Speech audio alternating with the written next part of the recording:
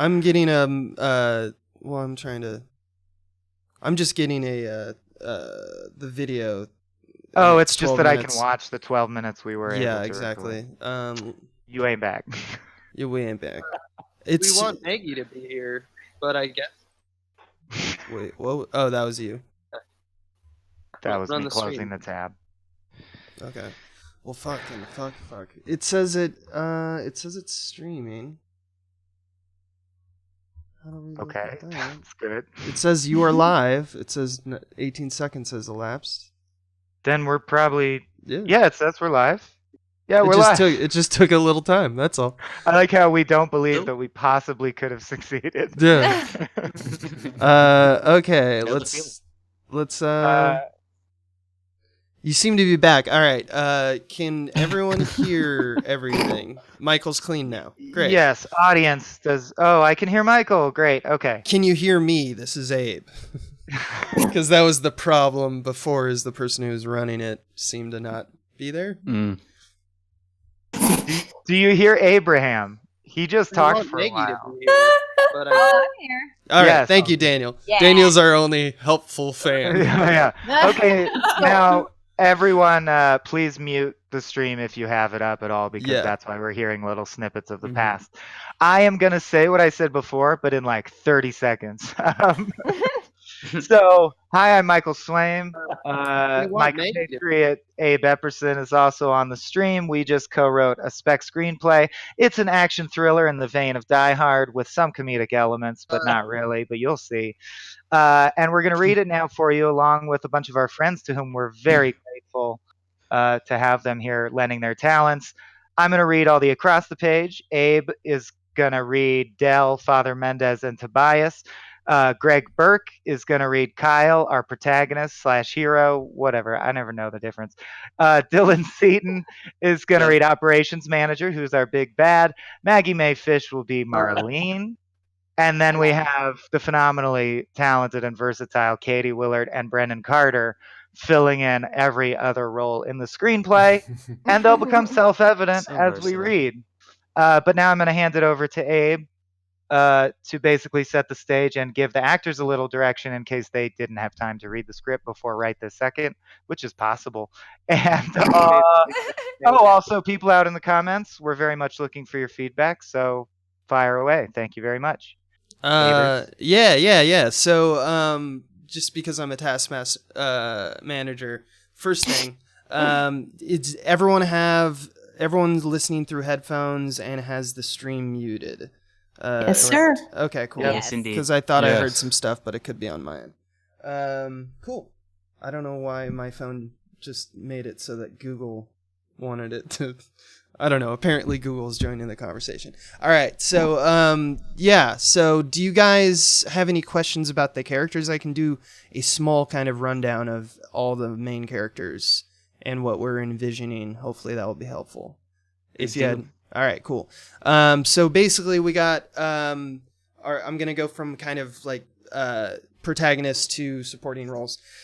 So Greg is going to be playing Kyle, who's a Marine who's found his kind of civilian zen through farming and ranching. He prefers a solitary lifestyle, but he's befriended a lot of the townspeople, and he's the scoutmaster for the local Boy Scout troop. Basically, just think of he's a John McClane everyman. Maggie, you're Marlene, the nurse. You got extreme focus during fire. You don't have an ambition of leadership, but you need your leaders to play their role. So I think that she doesn't have the illusion that people doing their job are meant to, that they're meant to play, makes them heroes, but she idolizes heroes. She got into medicine because she feels the community is at its best when it lifts up those people who cannot lift themselves. Dylan, you're the ops manager. You're kind of our villain, who's just a cost-benefit analysis machine. Punishment is just a means, like a thing that he can do, a means to an end, and he expresses really no empathy externally unless he's going for a joke. He loves to take the wind out of the sails of those who do care by often ridiculing them. Yeah, he doesn't think he's evil, but he doesn't really care. He doesn't see evil. There is no good and evil kind of thing. Willard, as Michael said, will be playing a bunch of thugs. Do you have any questions about that, Katie? About what you're doing in terms of the thugs, the newscasters, Evelyn, Adelaide, Sandra, Manny, any of these roles? No, sir. All right, good. And Brendan, do you have any questions about Hector, any of the townspeople? Pretty good. All right, cool. I think we're ready All to right. start the show. I just wanted to kind of lay down the land. Sweet. Yeah. All right. Awesome. Shall we do it? Abe, you're going to run the scroll? Yes, sir. All Yes, right. sir, I am. Here we go. Force of Nature by Abe Epperson and Michael Swaim. Interior, Kyle's living room, day. A fierce wind howls outside the tidy living room of an ex-soldier. A simple bachelor-style furniture, empty beer bottle on the coffee table from the night before, an old footlocker with framed deployment photos on top, a well-secured gun cabinet with a rifle and shotgun near the door. The windows are covered in plastic, secured with duct tape. Suddenly, the front door's latch fails and it bursts inward. A storm rages outside, the very edge of an oncoming hurricane. Kyle Andaman, mid-40s, great shape, a rugged rancher type these days, enters the room with his bug-out bag in hand and stands stolidly against the wind as he surveys the room. He quickly rifles through a coat closet and selects a few more items, stashing them. He leaves behind a scout troop leader uniform with a badge on the shoulder that reads, "Be prepared." He goes to the footlocker, tucks a framed photo of his old squad under his arm, snatches a golden cross necklace, which he dons, and heads outside. Exterior, Kyle's front step. The storm is high as Kyle finishes nailing his front door shut, forcing an approaching figure to shout over the wind, obscured by his poncho. Kyle! Kyle, ride to the shelter? Thanks very much, but I've still got to load Lola into the trailer. You crazy. Forget the damn horse. You're the last one on the block. We can't wait. Time to go. My truck's a lot safer than a hurricane than that old van of yours. Go on, I'll see you there. The neighbor hesitates. Kyle drives the last nail home. I'm right behind you, and I'm not leaving my horse. He smiles, then disappears around the corner of the house, and the neighbor retreats toward a waiting van. Exterior, Kyle's back lot. Lola, Kyle's quarter horse, rears and fusses in her stable, still tied and clearly upset by the storm. Kyle opens up a horse trailer hitched to his pickup. All right, beautiful. Stay calm now. We're almost through it. Just let me get your VIP suite ready, and... Just then, a lightning bolt cracks a large tree nearby in half. It slams into the horse trailer, crushing it and forcing Kyle to jump back. He regains his footing. Okay, new plan. Kyle finds an old can of spray paint in his shed, paints his phone number and Lola's name on her flank, and unties her. All right, you know how to handle yourself. Be safe. See you when I see you, beautiful. He whacks her on the butt and sends her off on her own. Returning to survey the damage, Kyle realizes a limb also landed on his go bag. He quickly sorts through it, throwing out several pieces of broken equipment without hesitation.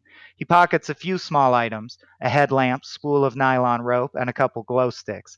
He tucks the platoon photo, miraculously spared, under his arm. Interior, Kyle's pickup, later. Kyle revs the engine and leans on the gas to get his truck out of the mud. The hurricane makes visibility essentially zero. Despite the rain and wind, he's got his front windows down to help navigate. He's barely getting out in time. Kyle rifles through the mess of papers and wrappers on his seat, looking for anything useful, a map, etc. Instead, he comes up with a note to himself that reads, ASAP, rent stuff to take out old tree. He chuckles, crumples it up, and tosses it, the wreckage of his yard still visible in the distance. Then, from a nearby house, lights. Instinctively, Kyle brakes, but then talks himself down. I probably just left them on. There's no reason to think. Shadows pass frantically back and forth in front of the light, giving the impression of arms waving, just barely. Shit. Exterior, Sandra's side yard, later.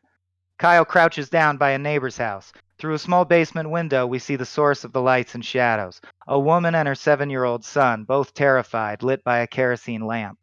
Kyle signals for them to back up and smashes the window in with a few hard heel kicks from his boot. A gust almost blows him over as he shouts. Sandy, what happened? Dale said I was the last one on the block.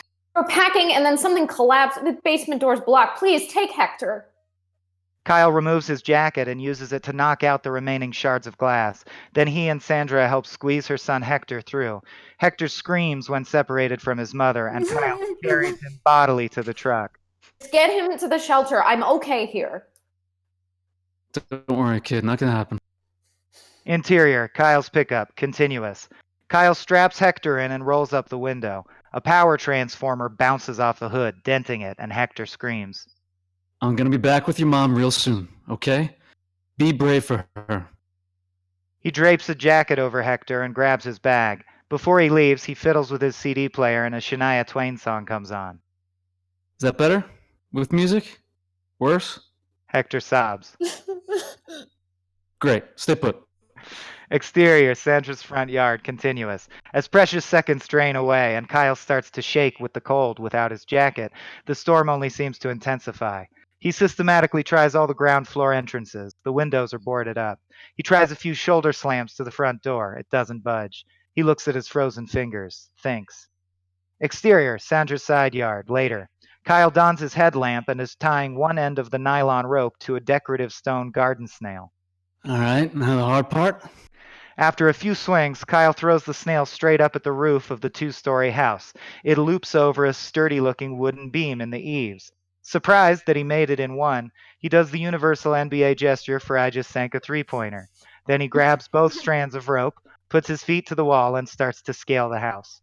Buffeted by high winds and debris and moving carefully on the rain-slick surface, it takes Kyle an interminable minute to reach the point where he can get a hand on the beam. By then, the rope is biting viciously into his palms.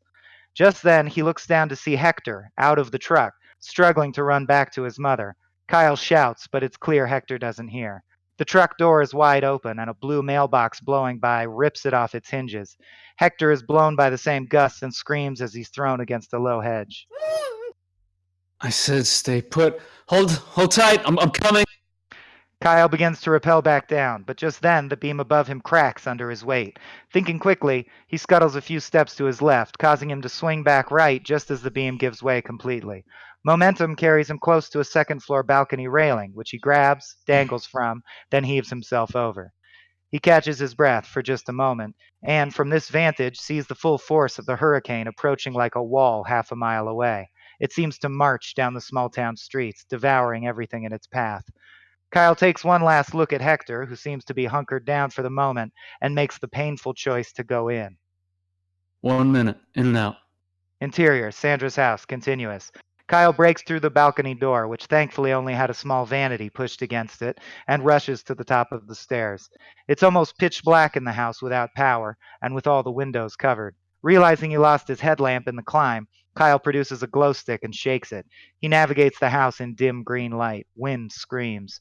Kyle finally finds the basement door, which has been blocked by a toppled bookcase. He pushes the case upright and flings the door open. Sandra's already waiting. Hector? Right outside, and he's gonna be so happy to see you. They sprint to the front door, which is blocked by a huge pile of nice antique furniture, all neatly set together. You got homeowners and flood insurance? Yeah.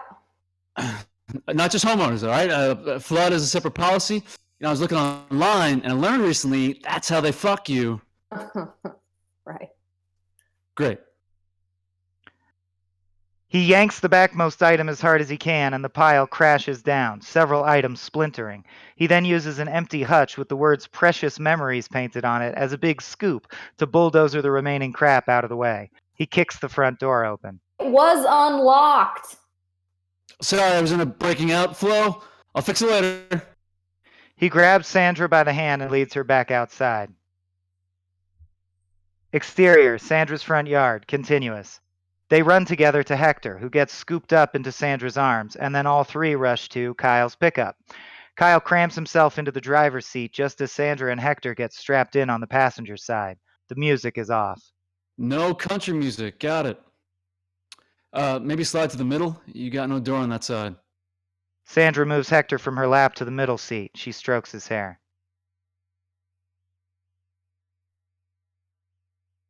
Did we lose a Katie? Said thank you. Oh, sorry. It got cut out. This happens. Go ahead, Kyle. Don't thank me just yet. Kyle puts his keys in the ignition. All right, squad. I'm going to need everyone to help if Gary's going to start. Hands on the dash. Who's Gary? My truck. Come on. Focus up. Hector, then Sandra put their hands on the dashboard alongside Kyle's. It's a weird name for a truck. Close your eyes and say, Gary! They do. He turns the key. The truck starts right up. Woo! That one was all Hector. I could feel it. Okay, we'll be at the shelter in no time, guys. Just sit tight. The worst is behind us. Quite literally, as we see the hurricane wall mere blocks away in the rearview mirror, Kyle drives off. I can't see for shit, but don't worry. I know my way to the stadium like the back of my hand. After a beat. Sorry, I said shit. You shouldn't say that. So what happened to you back there, kiddo? Why'd you get out of the car? Because I prayed for God to protect me so I could go save my mom. But then I guess God couldn't hear me because the storm's so loud. God always hears us. Sometimes he just doesn't send us the answer we were hoping for. Then what was the answer? What did he do? Kyle thinks it over as he jams the truck into four-wheel drive. Well, I guess he sent me. Exterior. Force of nature! Exterior, the hurricane, continuous. The cheery red of Kyle's pickup diminishes and is finally completely obscured by the worsening storm. Biblical winds screech and catapult debris through the streets while sheets of rain hammer the earth. Floodwaters rise. Kyle's old photo of his squad, discarded by now, lies in the mud soaking up rain until the colors begin to bleed. Title card, Force of Nature. Cut to montage, news coverage of the hurricane. Stock footage of storm damage, weather maps, reporters amidst hurricane winds, floods, FEMA press conferences, relief workers, and evacuated citizens assembling at shelters. The sequence ends on a small-town college football stadium. Upgraded to a Category 5 as Hurricane Opal touches down across the eastern seaboard, forcing mass evacuations, which have already overwhelmed relief efforts, climate change making these events more common and deadlier. Missing, with that number expected to rise in the coming days. Just one of the dozens of communities being ravaged by power outages across the state and floodwaters in some areas as high as FEMA announced the plan Tuesday, but progress has been held up by division in Congress. The message, The message is hold tight. Get to a local shelter. Help is on. Yeah, can you take that one more time, Brennan? You cut out. Okay. That's The FEMA rep. message is hold tight. Get to a local shelter. Help is on the way. Reporters explode with follow-up questions, but the FEMA rep waves them off and leaves frame. Fade 2. Interior, the shelter, main assembly hall. Afternoon. Kyle, Sandra, and Hector, looking a bit warmer, make their way through a crowd of folks milling around toward a registration table with a big sign above it asking people to check in here. This way. We'll get you signed in. We get some hot food and a cot. Thanks again, Kyle. I don't know what would have happened if... Just being neighborly. Although, since I'm gonna have to fix your door, I wouldn't turn down a tray of those, whatchamacallums? Those things you make? I don't know. Oh, come on, you brought them to the last block party, the crispy little squares. Rice Krispie squares, I get those from the store. I don't know. Something about the way you cut them. One tray for a fixed door. That's the offer. Deal. When they reach the table, it seems mostly abandoned, except for Del Fuller, the town's mayor and shelter leader. Late 50s, friendly but incompetent. We recognize him as the neighbor who tried to collect Kyle in the very first scene. He holds a clipboard and some pens. His back is turned as he bickers with a volunteer. Mayor Fuller! Del! Kyle, thank God I didn't know if I was gonna see you again. You remember the Briars? Well, of course I know. Hello, Sandra. How's little... Hector's fine, no thanks to our civic leaders. You said I was the last one on the block, Del. You were, what do you... Oh my God. He flips through a stack of papers on his clipboard, finds the list he wants, scans down it, and goes pale. I don't know how this happened. They're not on the... You're not on the list, Miss Breyer. I'm so sorry, and all the confusion we just... that's no excuse. But gosh, I'm just so happy you're safe. So let's get you a space here. Tori? The nearby volunteer Del was arguing with perks up. Tori, find an extra spot for Miss Breyer and Hector here, will you? Brandon, take it. Extra? There aren't even any... Just do it. Just do it. Tori leads Sandra and Hector away. Del is mortified. Jesus, now I don't even know what evacuation lists are complete. What a fucking mess. What's the hassle? Thanks, but it's just not your problem. You know me, always happy to lend a hand, Mr. Mayor. Sometimes when you call me that, it almost sounds like an insult. All right, Dell, what the fuck's going on? I don't know. I thought we had everything planned out, but sometimes we're just, I don't know, missing rations, forms are wrong, nothing's lining up like it's supposed to. We're already out of cots, and I'm supposed to have 24 more, according to my manifest? And no telling how long until Big Boy Relief gets through the storm, I'm guessing? Oh no, that's a silver lining. FEMA guys are already here. They were some of the first folks on the scene. So far I've gotten cooperation out of them, but they tell me that the relief pipeline will open up once they can get set up. Dell points out some black-clad workers who seem to keep apart from the crowd and the local relief workers and volunteers. Most wear polo shirts with badges and logos on them, FEMA logos on them, but aren't doing anything other than loitering or speaking amongst themselves. A few wear tactical vests. Kyle even spots one with an AR-15 on a strap around his neck. Why are they carrying? What? Oh, guns? I don't know. They're from the government. You sure they're FEMA workers? What the heck do you mean? Of course they are. I doubt they're just good Samaritans out doing this for free. They even got the logo on the side of their trucks.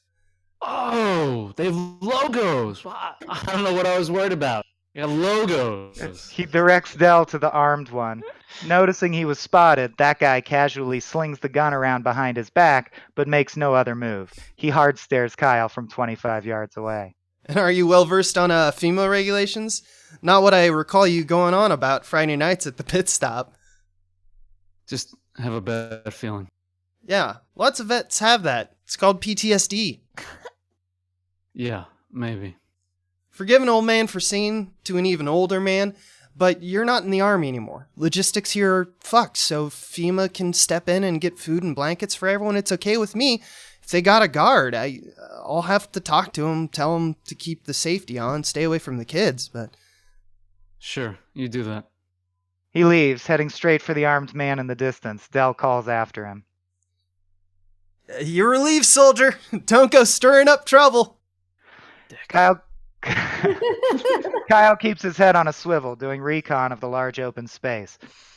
This is the main floor of an indoor college football stadium, well appointed but clearly belonging to a small rural community. A single luxury skybox crammed next to the announcer's booth, bleachers all round, and a large glass wall that serves as the stadium's lobby area and entryway. The hurricane still batters at the glass, causing most everyone to crowd away from that end of the stadium, but it's building grade and reinforced and holding for now. The central area of the field is covered in tarps, where dozens of cots and a few makeshift kitchens and medical stations are set up. The whole community is here, in clumps. Some kids playing basketball in one corner, the local priest leading a prayer group, families trying to get warm, trading clothes and blankets, finding one another in the chaos, or fighting over the limited space and food. In one corner, police tape has cordoned off a small area, where most of the FEMA workers huddle. One of them holds a yellow sat phone and paces up and down, talking heatedly into it. Throughout the room, local volunteers cook on hot plates and hand out rations like protein bars and such, but in many cases the boxes are already empty. A fair number of people seem restless or upset. Kyle keeps his focus on the man with the gun, not wanting to lose him. Just then, he bumps shoulders with someone he recognizes. Marlene, a nurse, late 30s, practical and courageous, on her way to tend to minor injuries. Mr. Admin, where are you off to in such a hurry? You made it. The shelter's all around you. Oh, I was just, He scans again for the guy with the AR, but he can't find him anymore. I don't know, sticking my nose in where it doesn't belong, as usual. Guess I need to relax. Good idea, Afghanistan. Not where I was deployed. You know what? Forget it. Okay. Well, you're safe. Well, except from the giant hurricane threatening to murder us all as soon as the big window caves in. You're great at relaxing people, you know that? Sure am. Drop by my cot a little later and I'll hook you up with a morphine drip. Already tending to the wounded. Now who needs to relax? I'm a nurse. That makes sense. You are a semi-retired rancher who sells homemade wooden knickknacks at church picnics. Find a cot, civilian. I prefer tchotchkes to knickknacks. She heads off. Kyle reluctantly convinces himself to take her advice. He sighs, chuckles, wanders vaguely towards the kids playing basketball. Hey, I know an equipment room where they keep a hoop. You guys want to play some horse? Interior, football field, 40-yard line, later. Kyle misses a three-pointer, passes a basketball to a kid who immediately sinks the same shot and laughs. Kyle waves off another game and wanders back to the crowd. All right, that's all for me. That's right. Run. Yeah, you know it. Too. That's right, run. I was going easy on you. Kyle wipes sweat from his brow and has a seat. A few moments later, he overhears a crash nearby. Manny, 30s, has been thrown into a table where FEMA workers are dispensing water from a large container. It spills everywhere. Kyle rushes over to try and help save the water, but the workers shove him back. The thrown man gets to his feet. What the hell, Russell? Come on, man. You know me. FEMA 1, 30s, 40s, with a scar on his neck, shyly backs into a group of other workers who shield him from the crowd. Manny elbows Kyle next to him. That's Russell Vera. I know this dude. I ain't Russell. You're mistaking me for someone else. Shut up. Stop talking. Oh, I knew you in Miami. Your brother dated my sis. I did 2 years with this guy. He used to boost cars with this stoner. What was his name? Rollins. Yeah, he and Rollins. He'd sing Rollins, Rollins, Rollins, and I'd just say like, that doesn't really work. And he'd choke me out. Hey, Russ, how the fuck you land a job at FEMA, dude? You're a funny guy. Everyone just calm down and return to your numbered areas. Hell, man. You know you got a carjacker on your team. Thank you for your service, everyone. Thanks for your service. Numbered areas. As the group disperses, Kyle witnesses what looks to be another non-government issue weapon on FEMA 2's belt. He speaks loudly enough for the whole group to hear, causing some to turn back and face him. Hey, don't you mean patience? Excuse me? You said thank you for your service. That doesn't really apply here. Okay. Nice. If you're running for political office, maybe. If you were speaking to a group of veterans, definitely. But the word you're looking for is patience. Thank you for your patience. FEMA 2 nods, waves the group off, and the workers all walk toward their base camp at the end zone. You okay? I can send Marlene over for you. All my ribs are clicking, and I think he might have broken my ass. Manny reaches into his back pocket and pulls out a shattered cell phone. No, I wish he had broken my ass. Hey, you sure that guy was a felon? Oh yeah, boosted cars in Miami. Sold the shittiest coke you ever had. How sure are you? I mean, unless someone cloned Russell. Oh no, wait. Because the clone wouldn't have had that fat scar on his neck where he ran into the edge of a bent stop sign while he was moving a piano. He used to move pianos. Thanks. Just sit tight. Don't talk to those guys unless you have to. Kyle wades back into the group of townspeople, keeping his eye on the workers like a hawk. The workers seem to be distressed. He watches as FEMA 2 orders FEMA 1 to get off the field. The rest walk with FEMA 2 and post up far from the crowd near a nondescript doorway. Interior, football field, end zone. A lithe man with glasses on, 30s, professor type, severe, speaks into the GPS satellite phone, getting more and more aggressive. The sat phone lives in a small hard case handcuffed to his left wrist. This is the operations manager. FEMA workers interrupt the man's phone call with their report on the Manny incident. The workers point in the direction of the scuffle. The man dismisses them after a few clipped orders, then goes back to his phone call, clearly frustrated. Kyle approaches the end zone. He's stopped by 2 FEMA workers from going any further. Without stepping over the invisible line, Kyle matches the manager's pace and tries to eavesdrop on the phone call. I mean, what plan do you like? We could do 10% every hour, 20% every 2 hours. Hell, I'll even give you a discount of a few lives if we can make this happen in, I don't know, let's say 2 to 3 hours. Wouldn't that be great? The FEMA workers have noticed Kyle listening in. No entry here, bro. Is that guy in charge? I want to talk to your boss, manager, whatever. Please return to your numbered area. Thank you for your service. Kyle laughs, shouts past the guards. Hey, discount man! I heard you say discount. What's happening? Where's the food? Where's the Sir, please. The manager's head comes up from his call and he locks eyes with Kyle for the first time. They clearly recognize one another as threats. Oh, what is that, sir? Can I help you? Yeah, do you know you might have a felon working under you? He's already injured someone. Ops manager is dumbfounded by the question. Who cares? Why am I talking to this person? He shoots a look of stifled exasperation at FEMA 5, who nods and lays hands on. We're going to need to have you. Kyle knocks the guy's hands away. Is this how FEMA operates? This is going to play well on Twitter. Ops manager signals a second FEMA worker to come help. Sir, we are all working as hard as we can to get you everything you need, but it's a disaster. These things take time. You know how it is with big government operations. Second FEMA worker grabs Kyle's other shoulder and both start pushing him back. Then why are you talking about discounts, discount man? Huh? Come on, who are you on the phone? Ops manager devises a cover instantly. He speaks with a cavalier, nothing can faze me demeanor, borderline sinister. Overflow transportation. In case we find more people, we're renting vans from the city cab service. Huh? Good? Yeah, oh, no, that's real good. Yeah, I may know a guy with some vans who would do it for free. Can I use the phone? I'm busy.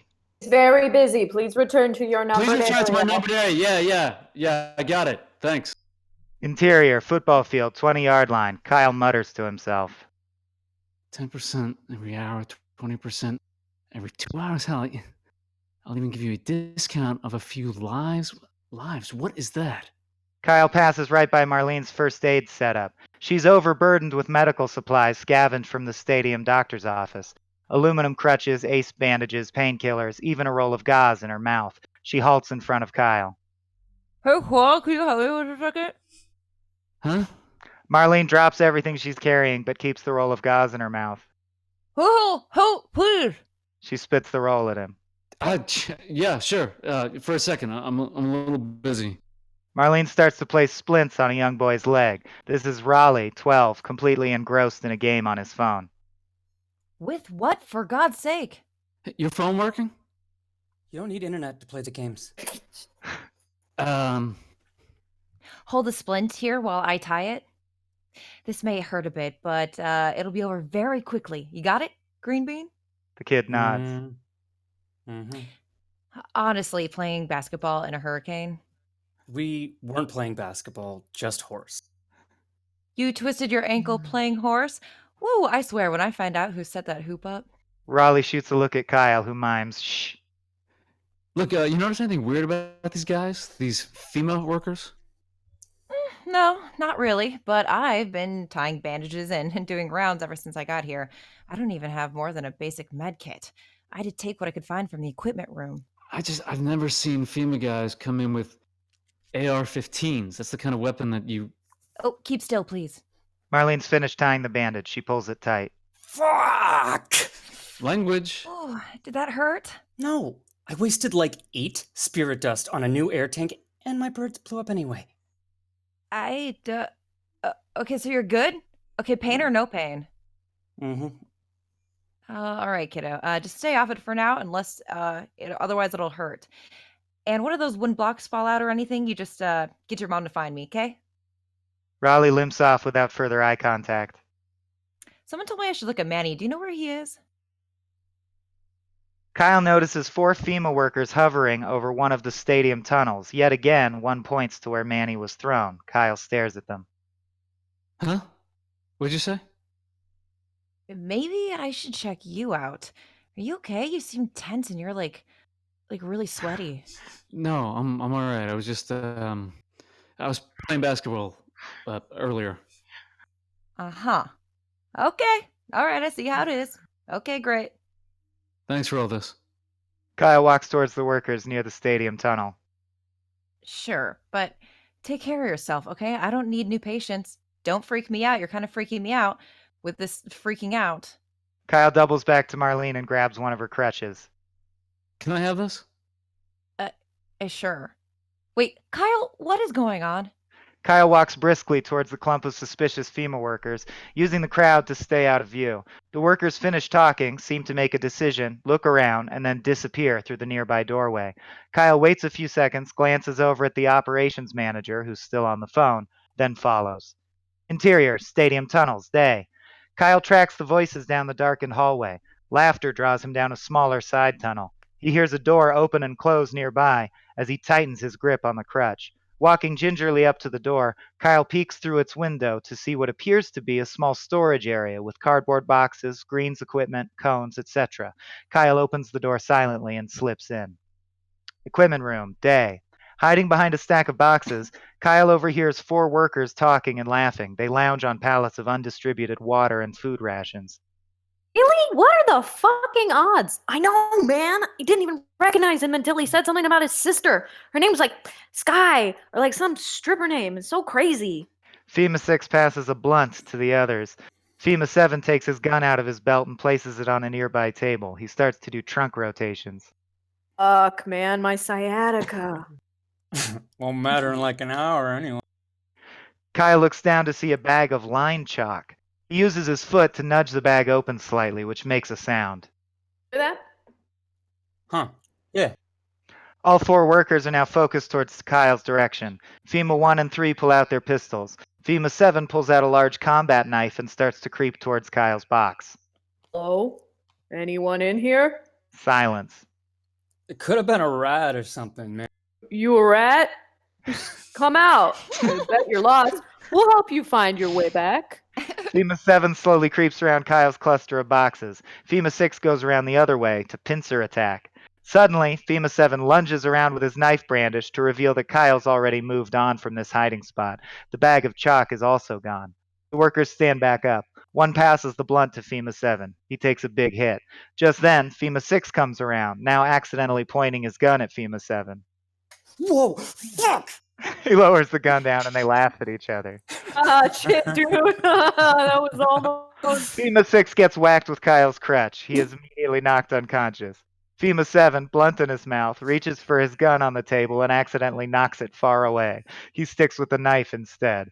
FEMA 1 and 3 look at each other, panicked. From their vantage, a stack of boxes block their view of the other 2. Hey, what's up over there? It's that dude! Kyle throws a handful of chalk into FEMA 7's face, blinding him and triggering a coughing fit. In one fluid motion, he strips him of the knife, holds FEMA 7 in a headlock. FEMA 7 spits chalk out. Over here! Here! Before FEMA 1 or 3 can race over, Kyle frog walks 7 out from behind the boxes with the knife to his throat. In his other hand, he holds a gallon jug of water. FEMA 1 and 3 raise their guns. What the fuck is this? Put the knife down, guy! All right, let's all be calm. I just want to know who you guys are and what you're doing here. This guy out! Kyle inches them both over to the gun on the ground. Again, in one sudden motion, he switches the knife for FEMA 7's pistol. Whoa. Drop the weapon. Drop the fucking weapon, sir! Just answer the question. Then I'll put the gun down. Hey, it's Russell, right? It's gonna be real calm and fine in here, Russell. FEMA 1 is jumpy. He starts to take slow steps toward Kyle. Russell, you need to stay over there, man. You know? I know you're not FEMA. That was my name, man. So? Hey, orders were don't, I mean, the guy's not going to like it if... Kyle's finger tenses on the trigger. FEMA 7 can't take it anymore. Oh, this motherfucker! FEMA 1 lurches to the side to try to get a shooting angle at Kyle. Kyle raises the gallon of water to the nose of the pistol and fires 4 quick shots, 2 each into the abdomens of FEMA 1 and 3. The water somewhat silences the shots and both of the thugs crumple. Without skipping a beat, Kyle uses the gun to slam FEMA 7 over the head 3 or 4 times hard. The guy's out. Kyle starts to assemble pallets of water and rations. The punctured water jug quietly drains through its bullet holes, growing puddle of water meeting up with the blood puddle forming under FEMA 1. R.I.P. Russell. Interior, end zone. The operations manager watches intently as FEMA 8 replays a CCTV clip for him on a small jerry-rigged monitor. No camera inside. I didn't see anyone from this angle, but you said to monitor and bring you anything weird, so... Ops manager silences him with a wave of a hand, watches the monitor. It's a shot of the equipment room's door. Through the door's window, he sees 4 flashes of light. He takes his glasses off, taps the screen, looks at FEMA 8. Check it out. If they're fucking around with their guns in there, bring them to me. If you see someone you don't know, kill them quiet. Interior, equipment room, day. Kyle puts the pistol in his waistband and zip ties the ankle of one of the FEMA thugs to a table leg, more twist ties in his mouth. 2 of the thugs dead, 2 knocked unconscious. There's a stack of rations and water nearby that Kyle clearly intends to bring back to the group. Too late. Kyle hears footsteps and muttering from one hallway. He surveys his work, 1 limb twist-tied out of 8, and spits the ties out. New plan. Kyle eases up to the nearby door and peeks through the inset window. 3 FEMA thugs are approaching. Kyle lunges for the crutch, which he left on the other side of the room. Reconsiders. Enemy is too near. He abandons it and slips out a different way. Interior, tunnel. FEMA thugs 8, 9, and 10 on the hunt. They hear a door shut inside the equipment room. 8 and 9 sprint down a side hall while 10 continues on into the equipment room. FEMA 8 and 9 reach a tunnel intersection. They look left, nothing. Right, nothing. FEMA 8 as he slams his hand against the wall. God damn it. 4 down. We got 4 down in here. Interior, equipment room, later. FEMA 8 and 9 rush in and survey the damage, including 2 dead. Fuck, this is really bad. FEMA 10 tries to light the half blunt, but FEMA 8 slaps it out of his hand. Fuck are you thinking? FEMA 8 takes out his own knife, kneels, and cuts the one zip tie Kyle got through. Report in, then sweep the hallways. Interior, football field, 30-yard line. Kyle surreptitiously rejoins the crowd. He spots several of the FEMA workers searching the crowd, presumably for him.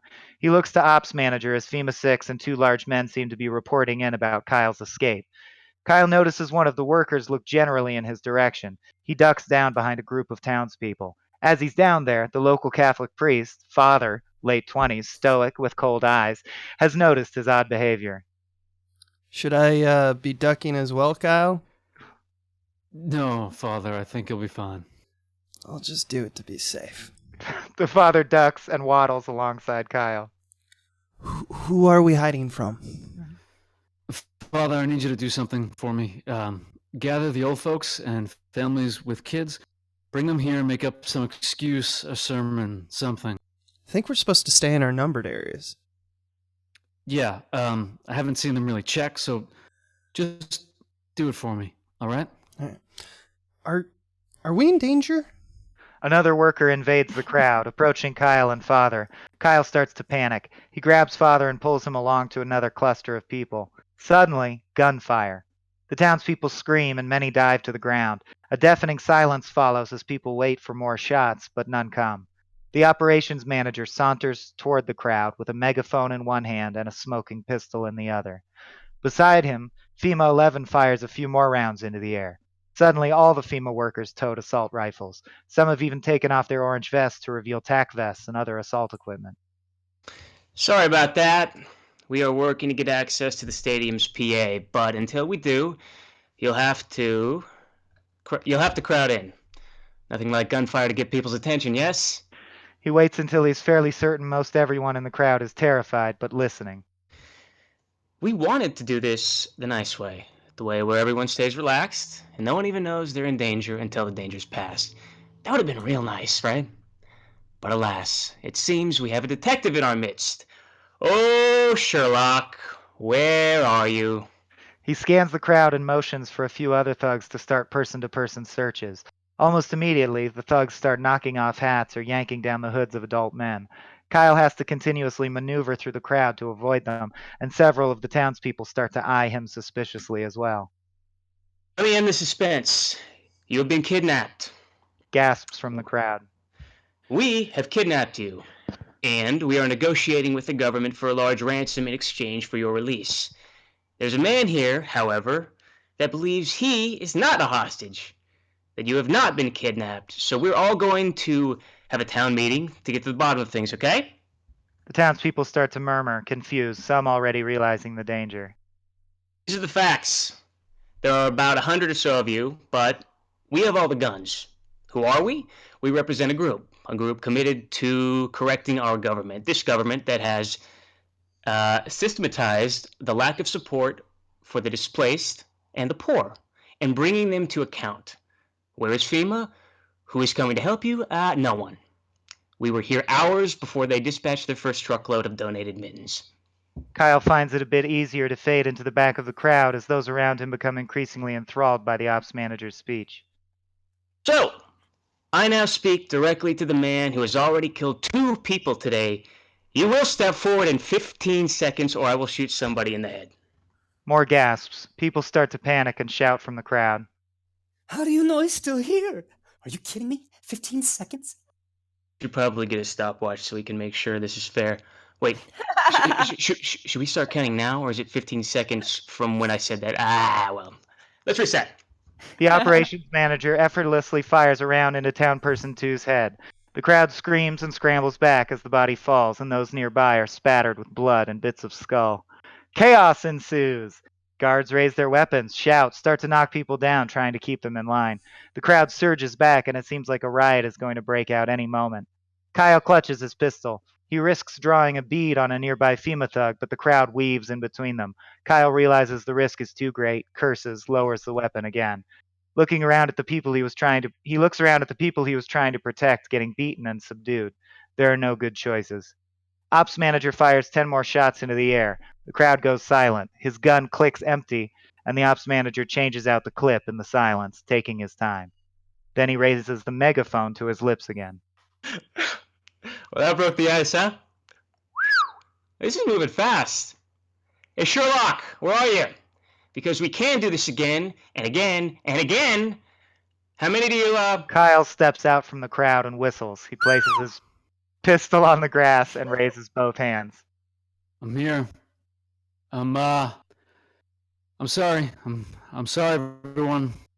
2 FEMA thugs grab Kyle and drag him away. One brings a rifle butt down hard on the base of his neck. Interior, ticketing office, later. The thugs slam Kyle down into an office chair, then zip tie his wrist to the armrest. He's obviously been worked over. A black eye is already forming. Kyle doesn't struggle, giving the ops manager the evil eye instead. The ops manager paces. You escalated the situation. I didn't want to do that. You've probably just cost some people their lives. Did you know that? I don't see it that way. You pulled the trigger. As a consequence of your resistance, you left me no choice, Mr. Kyle Enderman, Captain, 75th Regiment, Army Rangers, retired. You want to buy some small batch handcraft furniture? Ops manager laughs. Oh, see, boys? Now this is my kind of kidnapping victim, already providing us the information we need. Break his right hand, please. FEMA 11 cuts the tie on Kyle's wrist, puts his hand on the desktop, and breaks it with a few serious knocks from a mag light. Kyle screams.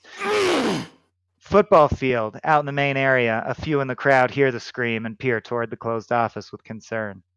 Ticketing office. Ops manager sidles up to Kyle. Kyle places his trembling hand back on the armrest, the cut zip tie still dangling around his wrist. His left arm remains firmly tied. Now, you will find it harder to use a weapon, and that makes us all safer. I hope you don't take it personally. Of course not. I can work with the left with my left. Ops manager squats to bring himself down to Kyle's level and leans in. Kyle, I didn't want to come here to kill people. Just make money. Money the government wouldn't have otherwise mismanaged. They don't know how to use it, Kyle. The hurricanes and the fires, they come and they spend trillions, but it doesn't help. Doesn't make it yours. No. I make it mine.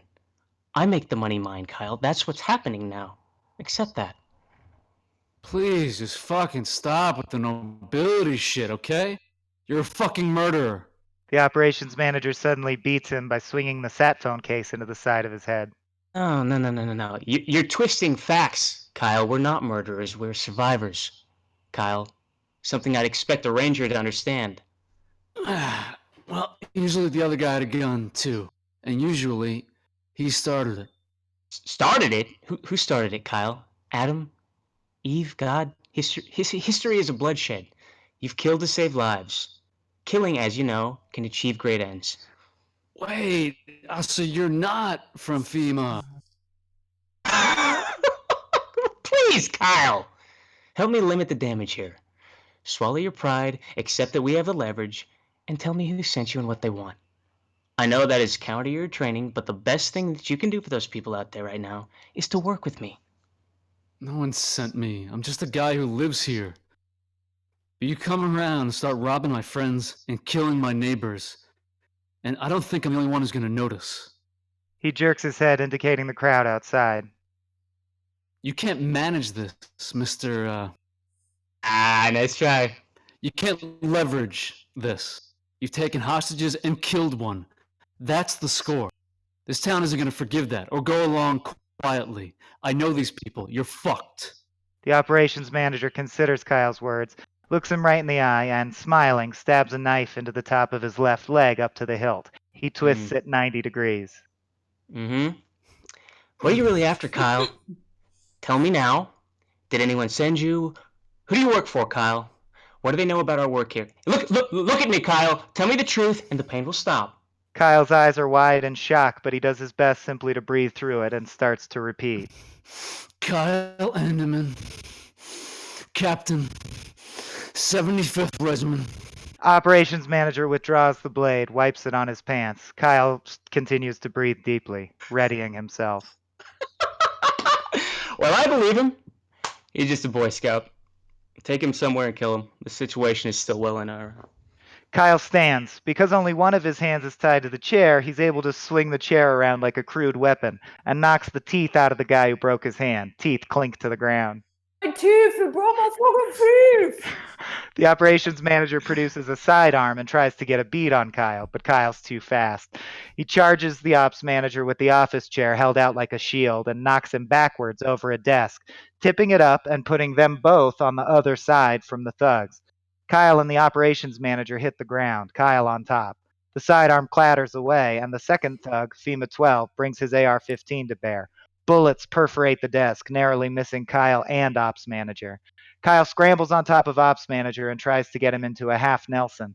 The ops manager flails with his free arm and is able to grab a couple of Kyle's fingers on the bad hand and bends them backward. Kyle grunts, yanks the hand away, and finally gets ops manager completely pinned, on his belly, one arm behind his back. Tell him to hold fire. Hold fire! Hold fucking fire, damn it! Gunfire ceases momentarily. Kyle takes ops manager's knife, still slick with his blood, and uses it to cut his other zip tie. Then he grabs the op manager's thumb and dislocates it with a snap. Ops manager shrieks. Hey, sir? Ah! Shut the fuck up! Kyle pulls hard on the sat phone case, trying to slip the handcuffs straight off of ops manager's hand. Ops manager's arm starts to distend and dislocate as well. He continues to shout in pain. Finally, the case comes free with a sudden jerk, and Kyle tucks it under his bad arm. From the other side, the thugs continue to mutter amongst themselves. Look, I think we hit him. Sorry, sir. We hit you? Are you hit? Kyle rises from behind the desk and hurls the chair at FEMA 12, knocking them off balance. He pulls the ops manager up from the floor and puts a knife to his throat. Prick, man. FEMA 11 jerks their rifle back up but doesn't fire. FEMA 12 has to drop the teeth they had been gathering to bring their rifle up as well. Fucking prick asshole piece of shit. Seriously. Fuck you. You think you're smart because you have a gun? You think you're noble because you have a speech? Get these assholes the fuck out of my fucking way. Kyle, be reasonable. I have men, guns. They'll kill everyone in this building, right? FEMA 12 nods. He looks like he means it. FEMA 11 spits blood and nods. He definitely means it. Meanwhile, Kyle's slowly inching toward the door, forcing the thugs to swap places with him and ops manager. Shoot for right now, one for his tooth. No, you won't, because Mr. Andaman is going to put his knife down, and that will be the end of it, right, Kyle? Fuck you! Just fucking move, you pieces of shit! The FEMA guys back a step up, and Kyle throws ops manager to the ground. Fuck you guys! Kyle throws the knife at one of the FEMA guys. It bounces off him harmlessly. Kyle has already tucked his broken right hand under his left arm and sprints out the door, limping from his leg wound. Phone! Get the phone! Kill him! The thugs open fire on Kyle. Upper tier stands continuous. Chased by gunfire, Kyle stays low and sprints. Everyone in the crowd below can watch him and the gunman in pursuit. There are screams and commotion from the people, FEMA thugs trying to contain them. Marlene looks especially worried. The town priest tugs some children to him to turn them away from the action. Kyle ducks, narrowly avoiding a row of bullet holes, which instead do serious damage to a window behind him, the large glass frontispiece that was keeping the weather out of the stadium. Weakened, the entire thing holds, cracks, and finally shatters. Glass showers down on people in the crowd. A frigid blast of air rushes in. The stadium is now fully exposed to the elements. The temperature drops 30 degrees in nearly an instant.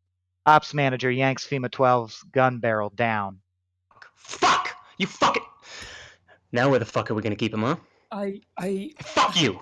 Give me my phone back. Take 4 and find him now. I'm gonna have to deal with this. You? On me. FEMA 11 and Ops manager head towards the front of the crowd. Ops manager picks up his megaphone again. Get that phone at all costs. If we can't talk, we can't make a deal. Start digging a grave. FEMA 12 uses a walkie-talkie to assemble his men. Meanwhile, ops manager has made his way down to the front of the crowd, who are huddled between the 30-yard line and the stands on one end, avoiding the cold of the open glass. Football field, 30-yard line. More thugs flank the operations manager. He raises the megaphone. Our detective has a name, ladies and gentlemen, and a temper. Captain Kyle Andaman, Army, retired, but not retired enough, I'm afraid. Does anyone here know Mr. Andaman? Please raise your hand if you know Kyle. No one does, of course. Well, there we are. So, apparently, Mr. Andaman's claims about a tight-knit community that's going to rise up and overthrow the evil kidnappers is bullshit. Well, good. That's smart. Kyle takes cover in the player tunnel on the opposite end of the field. The tunnel amplifies his voice as he shouts back. I have your phone. Kyle's voice sounds thin and distant compared to the boom of ops manager. You see that? See that? Mr. Andaman has turned a simple transaction into some sort of personal crusade. Don't be like Mr. Andaman. Kyle peeks out, and one of the FEMA thugs takes a pot shot at him. The ops manager signals for them to stop firing while he and Kyle parley. Oh, sorry about that. No more shots while we're talking, promise. Hey, I have a compromise. I think you're gonna go for it. I'm gonna execute a hostage every half hour until you bring me back my phone. He turns the megaphone off, seemingly done speaking. Okay.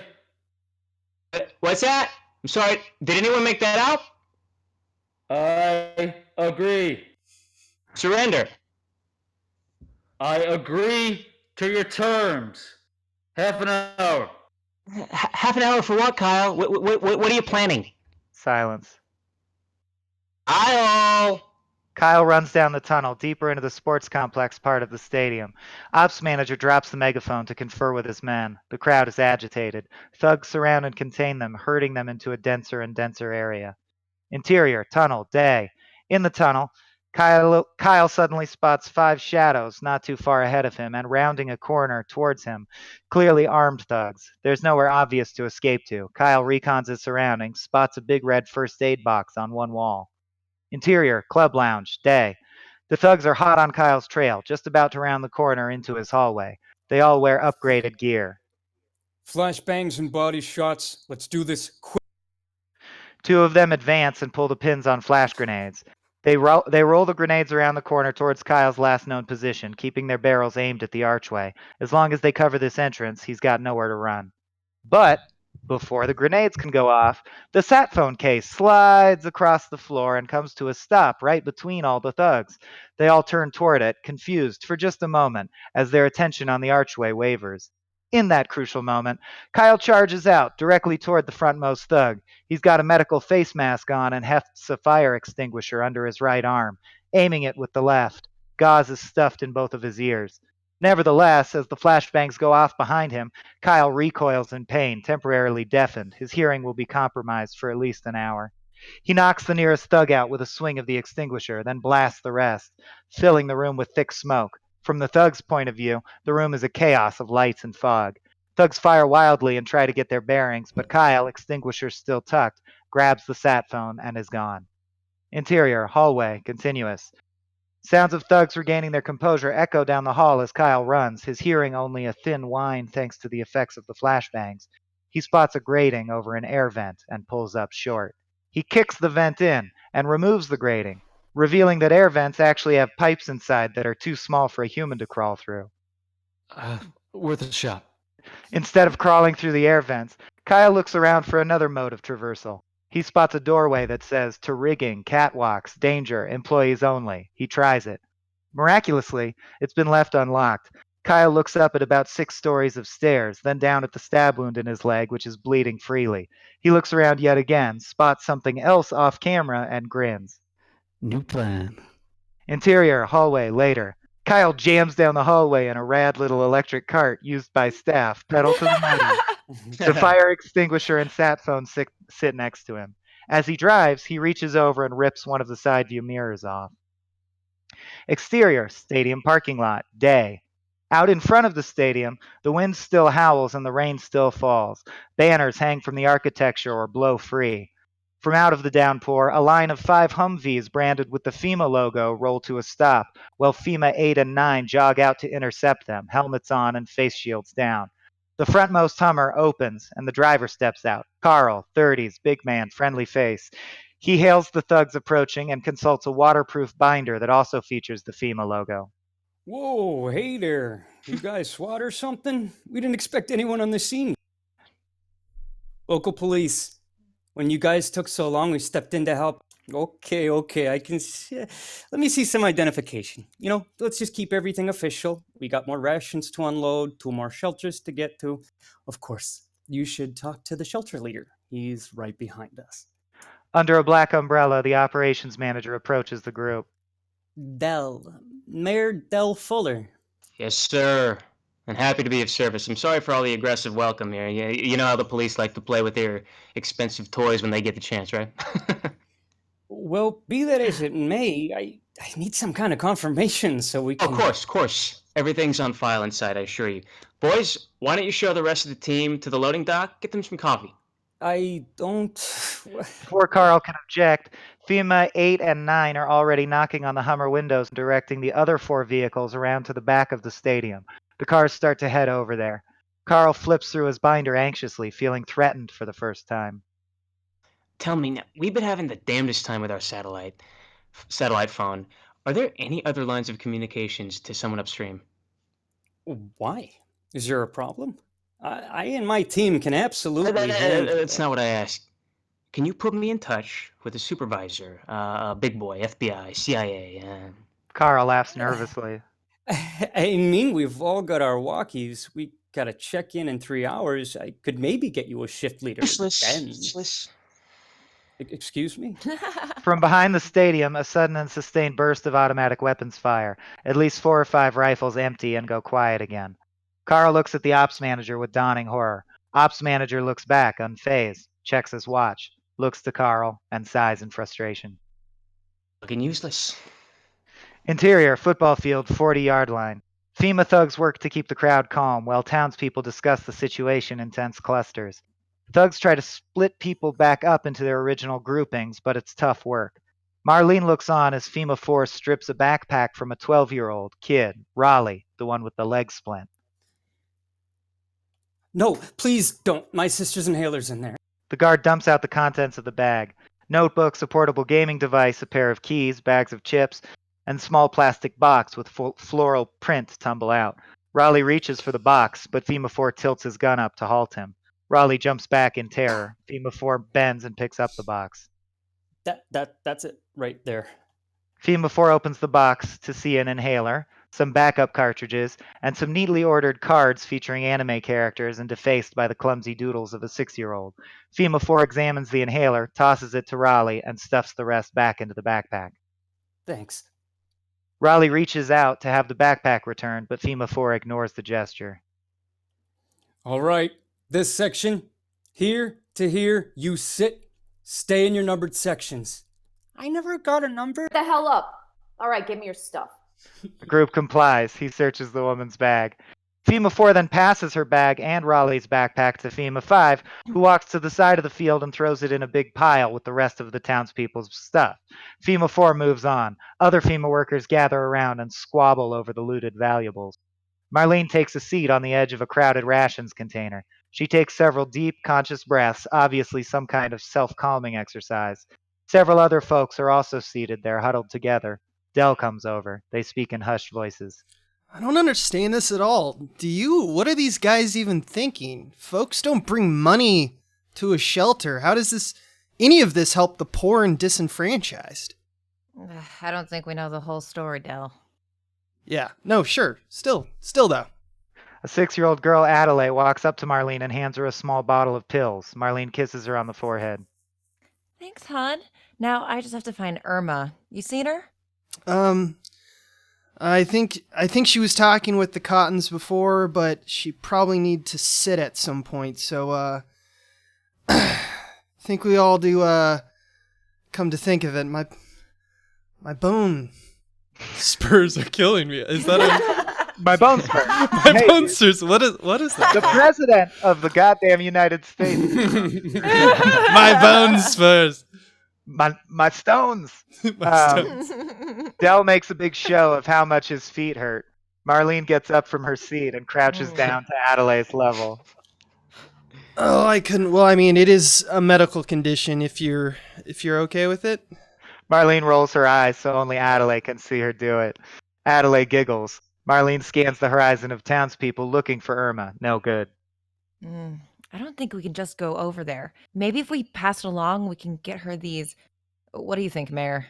She hands Dell the pill bottle and he ponders it in silence for a beat. He starts a lowly sob. Dell?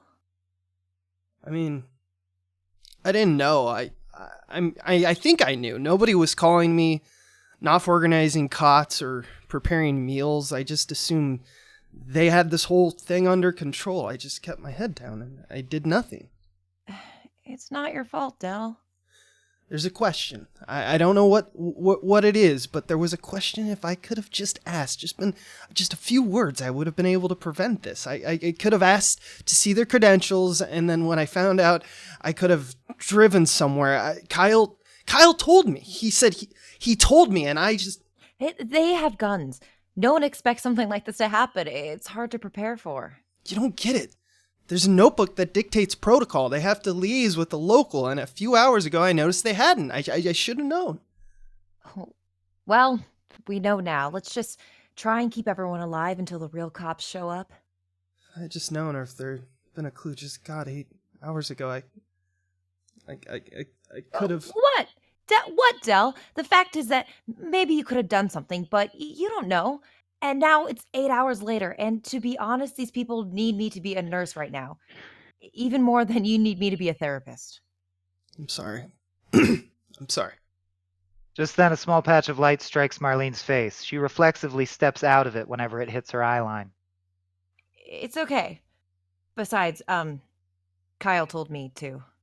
The light returns and hits Dell's eye line. He holds his hand up to block the light and instead stares despondently at the pills in his hand. He's blushing and sullen. Why can't I see the signs?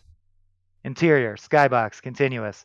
Kyle inside the stadium's only skybox on the upper level. Although the field is freezing cold, the storm itself has calmed a bit. Clouds surround the stadium, but in the eye of the storm, calm sunlight shines down on the skybox, if only for the time being. Kyle holds the small side view mirror from the electric cart and uses it to reflect the patchy sunlight onto the faces of the townspeople. He hones in on Dell and Marlene, still talking, but they take no notice. His gaze bounces between his targets and the FEMA group, who are checking to make sure he isn't... His gaze bounces between his targets and the FEMA group, checking to make sure he isn't arousing their attention. Then he glances over his shoulder, checking the second mirror, which he has placed just outside the door to the skybox, which is still ajar. Using this reflection, he can see down the length of the hallway. After a beat, he spots 5 FEMA thugs approaching, checking each door in sequence. There are 4 doors to search between them and this room. Kyle still can't hear in the aftermath of the flashbangs, so he has to continuously check and recheck the FEMA thugs' approach while also trying to get the attention of Dell and Marlene below. Dell and Marlene still seem locked in an intimate conversation, and Marlene actually swats the light away absentmindedly. Are you fucking kidding me? Just then, Kyle spots Raleigh looking up toward the skybox. The boy's looking towards the patch of sun above, closing his eyes as it warms his face a bit. Kyle redirects the beam of light from Marlene and Dell onto the boy's eyelids. Raleigh opens his eyes, blinks. He noticed. Interior, football field, 30-yard line. Kyle gives 3 clear pulses of light once Raleigh notices him. Raleigh does a double take as it dawns on him that someone's trying to contact him. Skybox. Come on, kid. Come on. Kyle uses the mirror to pulse light into Raleigh's eyes a few more times in a pattern of dots and dashes. Morse code. Come on. Football field, 30-yard line. Raleigh notices that the light is flashing in some kind of pattern, but is at a loss as to what Kyle wants. Soon, the beam of light piercing the clouds starts to shift directions, and Raleigh has to slowly inch closer and closer to the border between his numbered section and the next. FEMA 5 stands on the border and raises an eyebrow at the kid's strange behavior. The nurse told me to walk around a little, my splint. FEMA 5 eyeballs Raleigh's leg and seems satisfied. He goes back to guard mode. Raleigh squints up at Kyle's light, trying desperately to make sense of things. Suddenly, inspiration hits. He spots his sister's plastic box still on the ground from when FEMA 4 dumped out his backpack. The deck of anime cards sticks out of the blades of AstroTurf. He snatches it. Raleigh focuses on Dell and Marlene, talking 2 sections over. He takes a deep breath and flicks a card over toward them just as FEMA 5 turns his back. It soars through the air but lands just short of Marlene's leg. He tries twice more, but then the crowd shifts to block his shot, and he has to hastily hide the cards when FEMA 5 scans his area again. Giving up on hitting Marlene, Raleigh instead throws cards at his sister, Adelaide, who's lying in the grass 1 section over. After a couple cards to the head, she spots Raleigh, who urges her to come over to him. She shakes her head furiously and indicates FEMA 5 between them. He gives her a look that tells her this is serious. Slowly, carefully, with eye on FEMA 5, Adelaide crawls through the standing section of townspeople. She slowly closes the gap between those seated and unseated. FEMA 5 notices her. Hey. Adelaide freezes, slowly looks to FEMA 5. There's a brief pause, and then he winks at her. Takes out some gum and starts to chew it. He turns away again. Adelaide finishes her crawl and arrives next to Raleigh, who's focused on the flashing light. He whispers to her. This guy is trying to say something. Don't you know Morse code, right? Brownies, we learn lots of codes. Morse code and dancing and computer expert badge and then the badge with the cat for making friends. Okay, just take this and write down what I say, okay? It's really important. He hands Adelaide an anime card and a pencil. He starts to recite. Dash, dash, space, dot, space, dot, space, dash. Skybox, continuous. Kyle sweats profusely as he struggles to remember Morse code. He's taking longer and longer between each letter, and meanwhile, stolen glances at his mirror reveal thugs have split into 2 groups and are searching the last 2 doors between his and them. Resetting himself against the wall to stop the beam of light from shaking so much, he keeps piecing the message together 1 letter at a time. C-O-N. Fuck. What is N? Interior, football field, 30-yard line. Raleigh dictates to Adelaide. Dash, dash, dash. Nope, dash, dash, dot. I'm not sure. Oh, what do I write? Just write what I say. Quiet, I have to focus. Skybox. Kyle races to complete the message, but he's not going to make it. He looks to his mirror. 2 thugs are at the threshold. One bends down to pick up the mirror curiously. Kyle looks to the sky. The beam of light he's using to communicate is just about to cloud over anyway. The thugs breach the doorway, swinging their barrels around at chest height.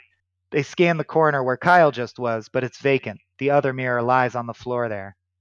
Football field, 30-yard line. Raleigh looks anxious. A few moments pass in silence. Place where the light was coming from before seems to have gone dead. Is that it? Shh. 3 more seconds, no light. Is that 2 S's at the end or just 1 S 2 times? He stopped. I think that's it. Raleigh sees one of the guards in the window, clearly searching the room. Skybox. A thug bends down to pick up the other side mirror. It's definitely here. Search everything.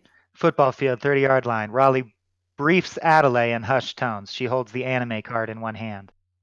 But they can't see you, okay? You have to be so careful. Crawl the whole way. And if you think you're gonna get caught, eat the message. Wait, it's a rare card. Adelaide, this is serious. I'm too big. They'll notice me. You have to do this for me, okay? Okay. Good. Be careful. Good luck.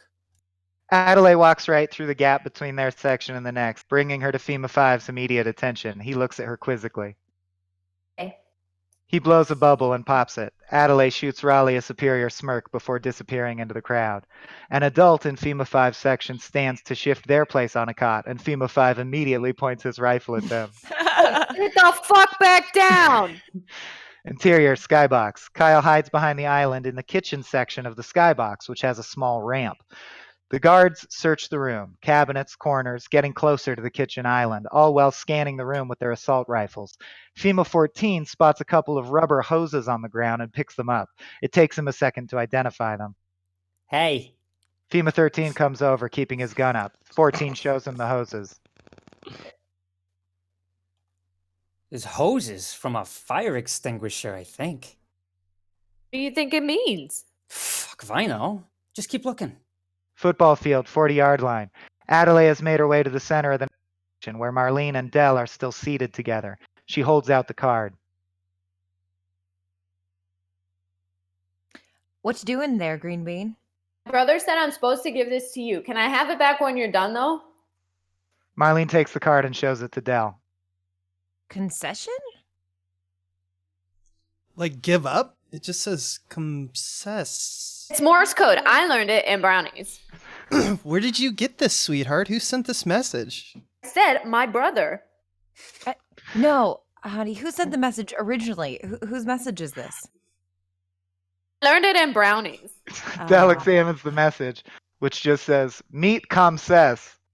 Interior, skybox. Kyle still cannot hear, and so is forced to peek around the corner of the island to get a fix on the thugs' positions. He waits for their shadows to turn away from his general direction and then snatches a glance.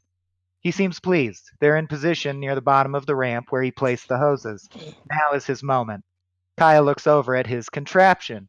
He has attached 2 fire extinguishers to a dinner cart with ratchet straps. They're angled so that the valves on top come together at a single point facing the wall. He holds a large wrench in his hand.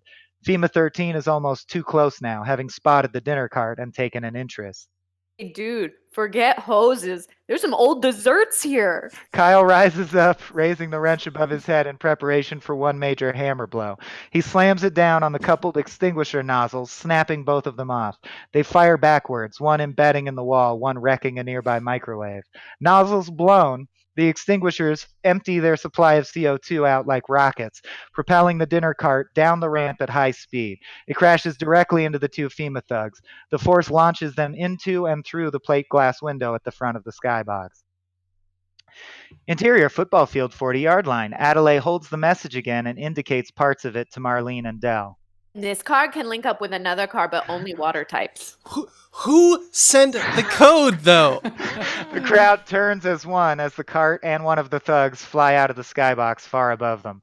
Glass shards shower down and FEMA 14 falls to his death. FEMA 13, however, has managed to hang from the edge of the window. Holy shit! Interior, skybox, continuous. FEMA 13 dangles, glass slicing his hands. He looks up at Kyle, who now looms over him with wrench in hand. Come on, man, help me up, please. It's just a job. Kyle looks down through the shattered window and finds the operations manager, who has made his way quickly toward the site of the commotion. He stands below and looks up at Kyle. The two stare at each other, unblinking. FEMA 13 loses his grip and falls. Wait, what? That should be switched. Kyle smashes his hand. That's why he falls. Ops manager doesn't break eye contact, but flinches when FEMA 13's spine cracks on a row of seats below. Kyle withdraws into the darkness. As he does, the storm seems to intensify again, as if on cue. Because it is. The light vanishes completely, and thick clouds smother the stadium in melancholy shade. Interior, end zone. Ops manager marches to the table with CCTV feeds on it. He coughs once and begins to pace, obviously furious. He thrusts his fist against the table, flinches again as his dislocated thumb complains. A few loose papers stick to his hand and he angrily crumples them and hurls them aside. He's raging now. He looks at the crowd, many of whom have eyes on him. This is not a good look. He takes a moment, summons mental energy, regains focus, and checks his watch. Decided, Ops manager points to 3 guards in particular and flicks his hand toward the direction of the skybox. They launch into a sprint. He then collapses into his folding chair, eyes looking over the crowd again. He sees dozens of faces, but which to execute? Whose death will have a crippling effect on Kyle? He strides purposefully towards the sidelines, where FEMA thugs are just finishing setting up the stadium's PA system. Ops manager takes the receiver from one of them. His voice fills the whole auditorium now, even louder than the megaphone. His voice seems to come from everywhere. The crowd, somewhat subdued now from the cold, come to attention when they hear him. Could be worse. Could be raining. The crowd settles into dreadful silence. They are clearly suffering from exposure to the elements. The FEMA thugs have all donned gloves and balaclavas or beanies, but even they are rubbing their hands together and shifting their weight to stay warm. In the crowd, Hector tugs on Mom Sandra's sleeve. What's happening, Mama? Just do what they say, and this will be over soon. As he continues, the ops manager roams the front of the crowd, taking special interest in various individuals who shrink away or avoid his eyes. Does anyone here know Kyle? How about you? Mr. Kyle Anderman? Anyone? Anyone know him personally? You? No? He certainly seems to care for all of you. Silence from the crowd.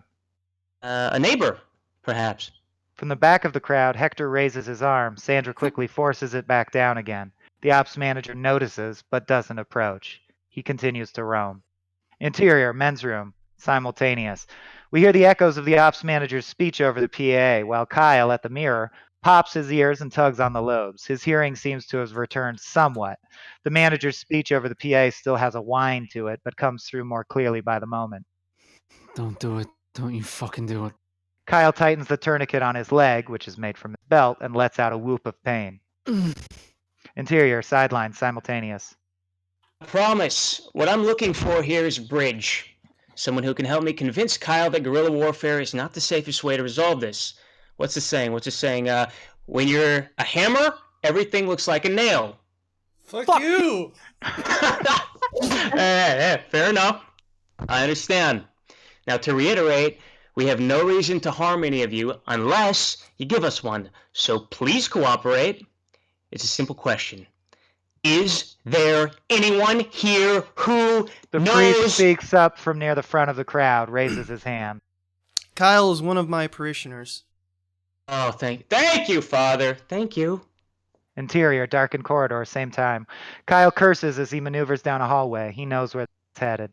Just then, he hears something and snaps his head around. He spots bodies moving past a doorway across from him. They head through an entryway. He slips into the room, following them. A sign nearby reads Fitness Center. Interior, sideline, simultaneous. A FEMA thug prods father towards ops manager, who takes him gently and smiles, handing him the receiver. Go ahead, Father. Kyle can hear you. Kyle? This is Father Mendez speaking now. I know you're doing what you think is right.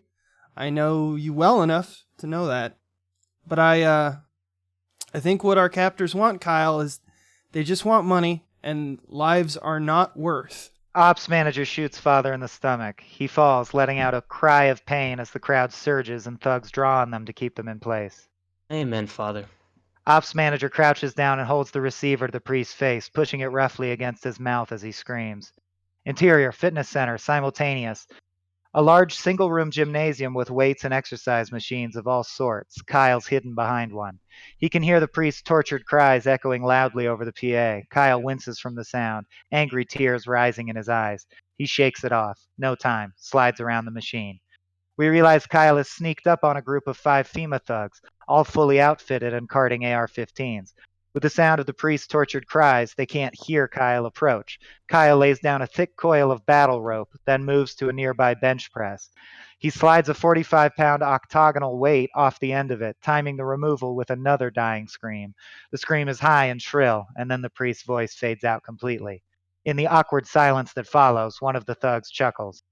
Jeez, that's got a hook. Kyle swings the weight into the side of the guy's head, filling his eye on that side with blood. FEMA 11 fires wildly, punching holes in the ceiling as he goes down.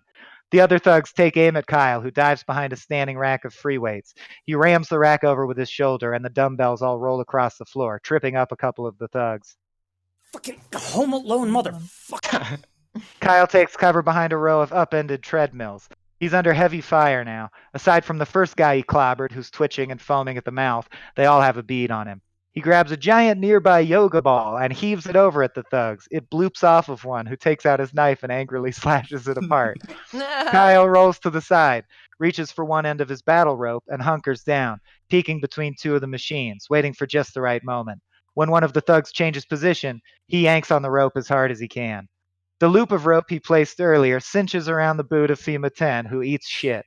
By laboriously heaving the rope 1 arm length at a time, Kyle begins to slowly drag the guy across the gym floor towards his cover position.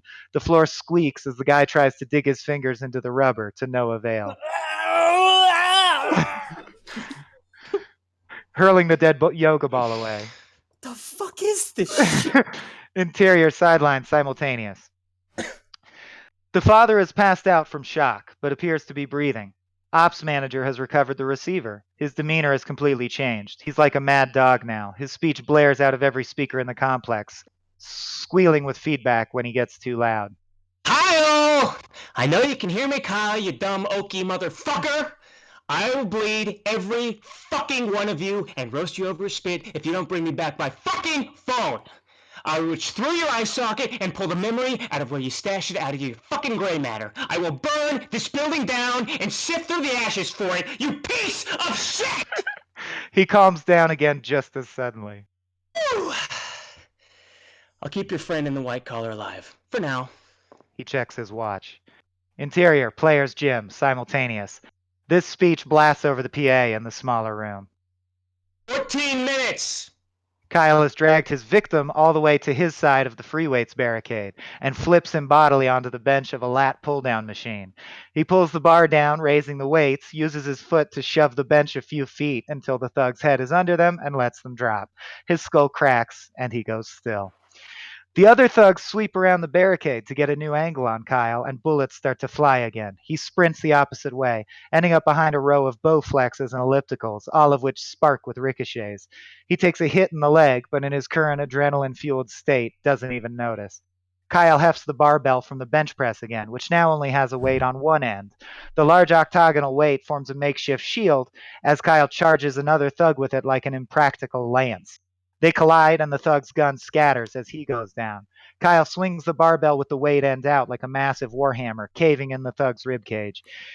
His breath rattles through his collapsed lungs as he dies. Another thug, FEMA 8, dodges around a machine with their gun drawn, but is shocked into not firing by the sheer gore he witnesses. He gapes for a second at the crushed head and abdomen of his former associates. What the fuck, man? He just wants the fucking phone. Just give him the fucking phone. Jesus. Kyle drops the second weight from the end of the barbell, leaving him just a metal pole. He lunges around the machine and smacks the gun barrel away from himself just as the thug fires a burst. Kyle takes FEMA 8 apart with the steel bow staff, several times knocking the gun aside just as the thug fires. As he does, the last thug standing tries to take aim, but is afraid of hitting their compatriot. Kyle knocks his guy out with a staff to the back of the skull, drops the staff, and recovers that thug's gun in one fluid motion. He lands on one knee in firing position and fires a single shot through FEMA 8's kneecap. It blows out backwards, and the guy crumples, moaning much as the priest had. Letting the guy suffer, Kyle shakily stands, just now realizing he's been shot in the leg. He pauses, limps over in great pain, and approaches the moaning thug to collect his gun. He takes his time about it. You just did this with the money, right? Just some mercenary or a bounty hunter of a magazine? Oh, maybe you did a tour in Dubai. The guy nods. Kyle takes his combat knife off him and unsheathes it. Yeah. Was it worth it? The guy flinches, expecting to be killed, but instead Kyle limps over to one of the machines and starts to cut short pieces of cable out of it. Interior, sidelines, simultaneous.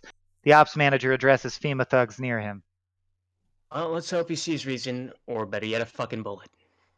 What about the phone? About it. There's got to be another way to reach him. FBI, NSA, anyone. Local goddamn cops. Find out if anyone in this crowd has electrician experience. Put them to work on it. But let's be clear. A retired SEAL or whatever the fuck running around is a much bigger liability. You tell everyone, do not hesitate to kill this man. FEMA 3 approaches, dragging Marlene along. Boss, here's this lady. She's a doctor or something. I saw her doing shit before shit went down. I'm a nurse practitioner, asshole. And do your job and keep this man alive. He could still be useful. You want us to be nice, calm hostages? Give us some food. You realize our minions are hoarding all the rations, right? An army moves on its stomach. These people need food, water, medicine, blankets. It's fucking freezing. He punches her once in the jaw. Get to work, please. Marlene glares daggers, but then goes to work on the father. FEMA 3 hovers over her with a gun in his hand. We can't keep everyone here. There's a giant hole in our perimeter. Unpack the thermal blankets, then tell the men who aren't out hunting or running sweeps to start getting people ready to move. Thugs nod and disperse. Ops manager scans the crowd. Bring them to me. He points at Sandra and Hector. Thugs grab Sandra. No, not her. The kid. Sandra screams as Hector is ripped from her arms. A thug gags her and drags her off. Hector is dragged towards the ops manager. Just then, the sound of moans of pain can be heard as FEMA 5 approaches with a walkie-talkie. Location. I'm in the gym. Please, for the love of God, help me. The gym. Oh, God, it hurts. Please. Interior, player's gym, later. The ops manager, flanked by 4 armed thugs, bursts into the gym. They find the thug with the blown-out kneecaps still pleading for help, along with 4 unmoving bodies. Kyle is gone, but before he went, he used the lengths of cable to strap kneecap thug to the arms of a treadmill with the speed turned all the way up. Then he taped a walkie-talkie button down and left it sitting on the control panel. FEMA 8 is alternatingly trying to stay upright by hopping on one leg or straddling the belt, but he inevitably keeps taking bad falls, knocking his head against the controls, and either having to put weight on his ruined knee or let it drag against the already blood-soaked belt of the treadmill. As thugs move to free their cohort, ops manager can't help but laugh.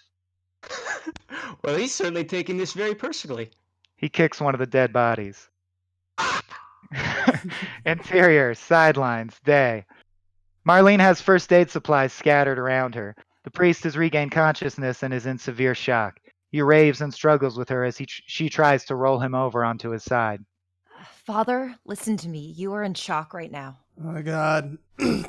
I see. Oh Lord, why have you forsaken me? Can you hear me? Father, I need you to turn around. I see the inferno. I see evil. Satan. Satan, he comes! A few of the nearby FEMA thugs laugh openly at Father. Abe, I think you got this part wrapped up, dude. Hard to take serious shit serious when you're all comedians, huh? All right, sorry. Last time I editorialized. Father writhes and moans, but Marlene finally heaves him over with one big push. She rips at his shirt to reveal his lower back. The shirt is soaked through with blood, and when his back is revealed, it's clear from the ragged exit wound that the bullet went through him. Marlene rips a pack of hermetic gauze open with her teeth while she pours disinfectant into the wound with her other hand. The priest shrieks in pain and claws at his own throat. He comes away with his white collar and holds it shaking in front of his face. He seems to speak to it. His speech is broken by gasps. Just as the body has many parts, but all form one body. Adelaide, Raleigh, and others look on sadly as Marlene separated by thugs from the grisly display.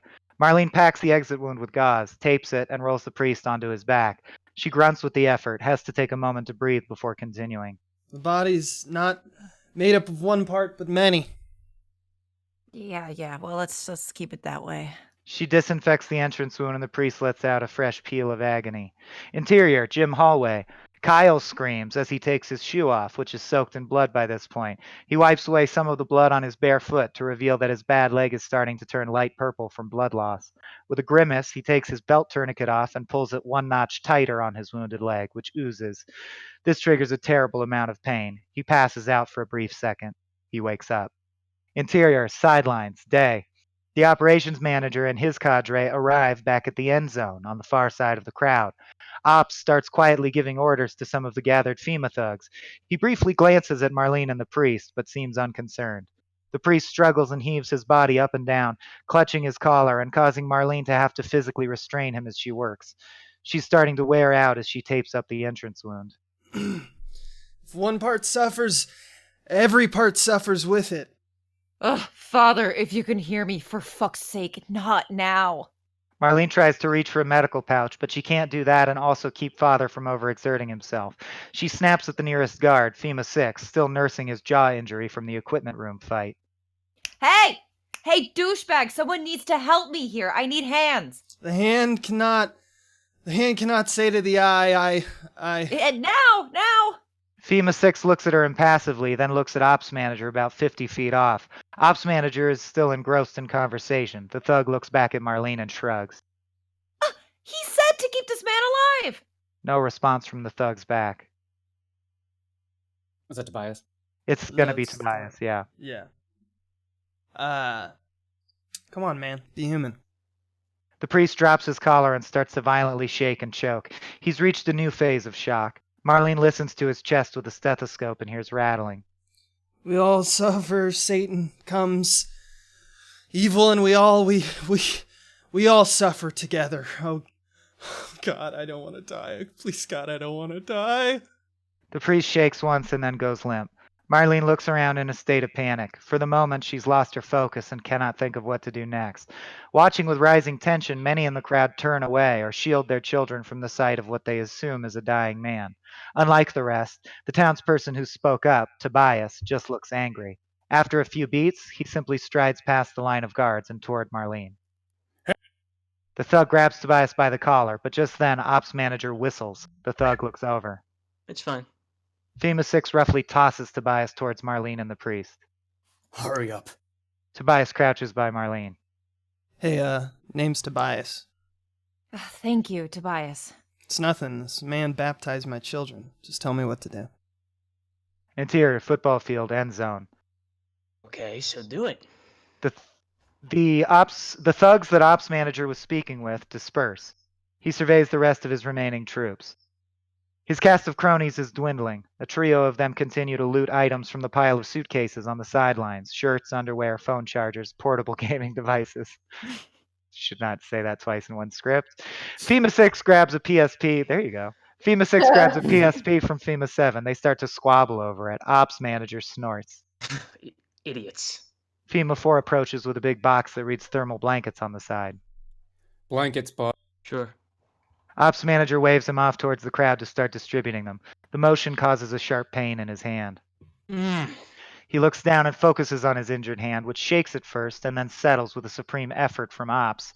He grunts in pain as he clenches and unclenches it several times. He can hear little bones inside it grinding. He looks from Marlene and the priest to the miserable, freezing crowd. Checks his watch. 10 minutes. Interior, sidelines, day.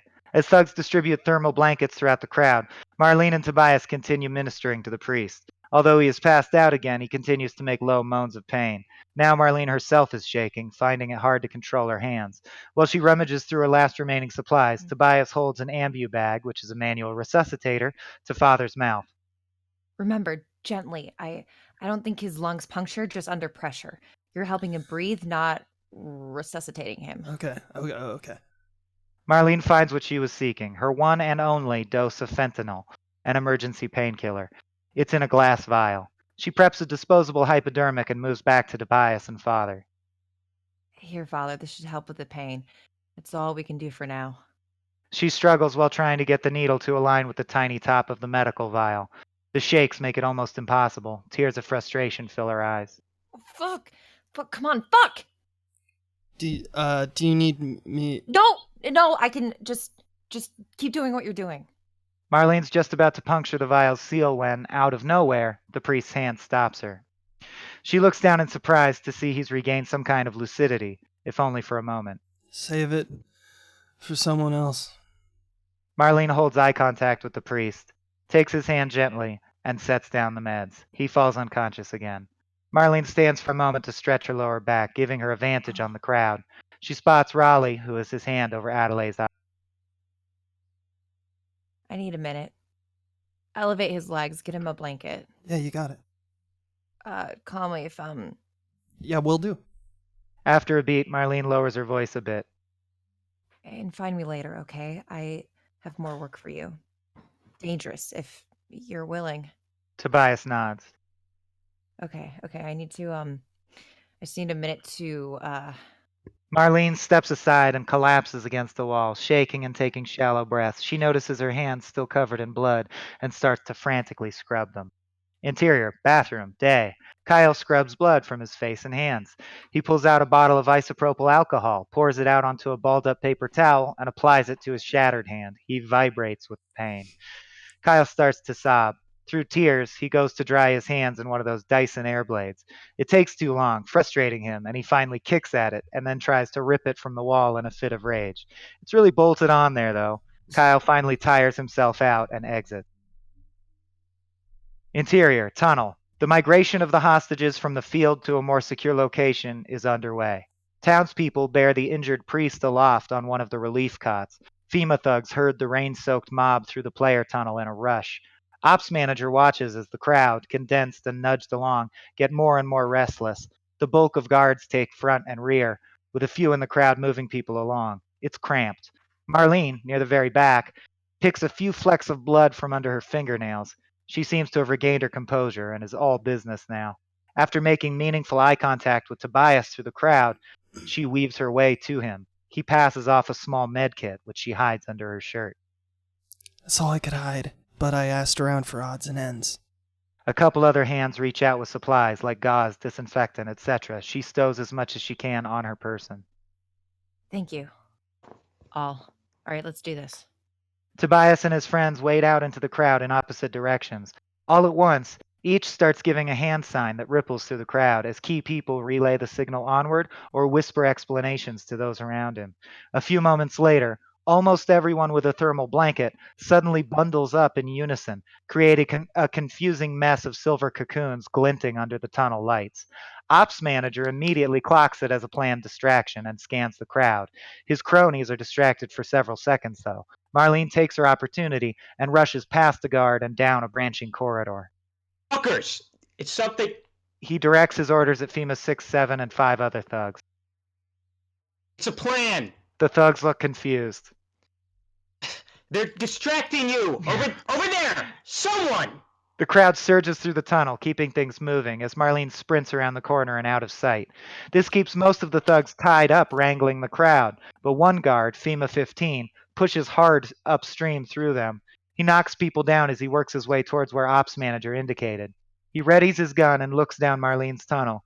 Just as she disappears from view, he's distracted again by someone in the crowd bumping into him from behind. He viciously throws them to the ground, but by the time he looks back down the hall, she's gone. She's made it. Go! He follows Marlene. Interior, side corridor. After about 20 yards, Marlene huddles in the tunnel. She gasps, out of breath. Oh, fuck. Oh, God. She knows she's still in danger. After a moment, she sprints off into darkness, further from the crowd and pursuing thugs. Interior, tunnel, day. There's an enormous amount of hustle among the FEMA thugs. Ops manager barks orders to his guards as they converge on Marlene's exit point. Not all of you, you fucking morons. Eight go. The rest stay. Guns shake and click as 7 more men charge toward where Marlene exited. The crowd, which was resisting them before, parts more easily now. They're scared. Interior, tunnel, nook, day. Marlene finds another hiding spot, an intersection with 2 stairwells. She takes the left set of stairs. Sound of FEMA 6 and 7 approaching. Interior, tunnel. Ops manager fires his pistol into the ceiling a couple times, raining sparks down as people shriek. Oh! Stop! Blankets off! Everybody take your fucking blankets off. Now! Interior, North Stadium hallways. The FEMA thugs breach the first few doors carefully, then just start shooting indiscriminately into rooms, trying to move as quickly as possible. FEMA 6 fires 10 rounds into a small room, destroying some medical equipment. He pauses for a second, listening for any reaction. No one. He moves on.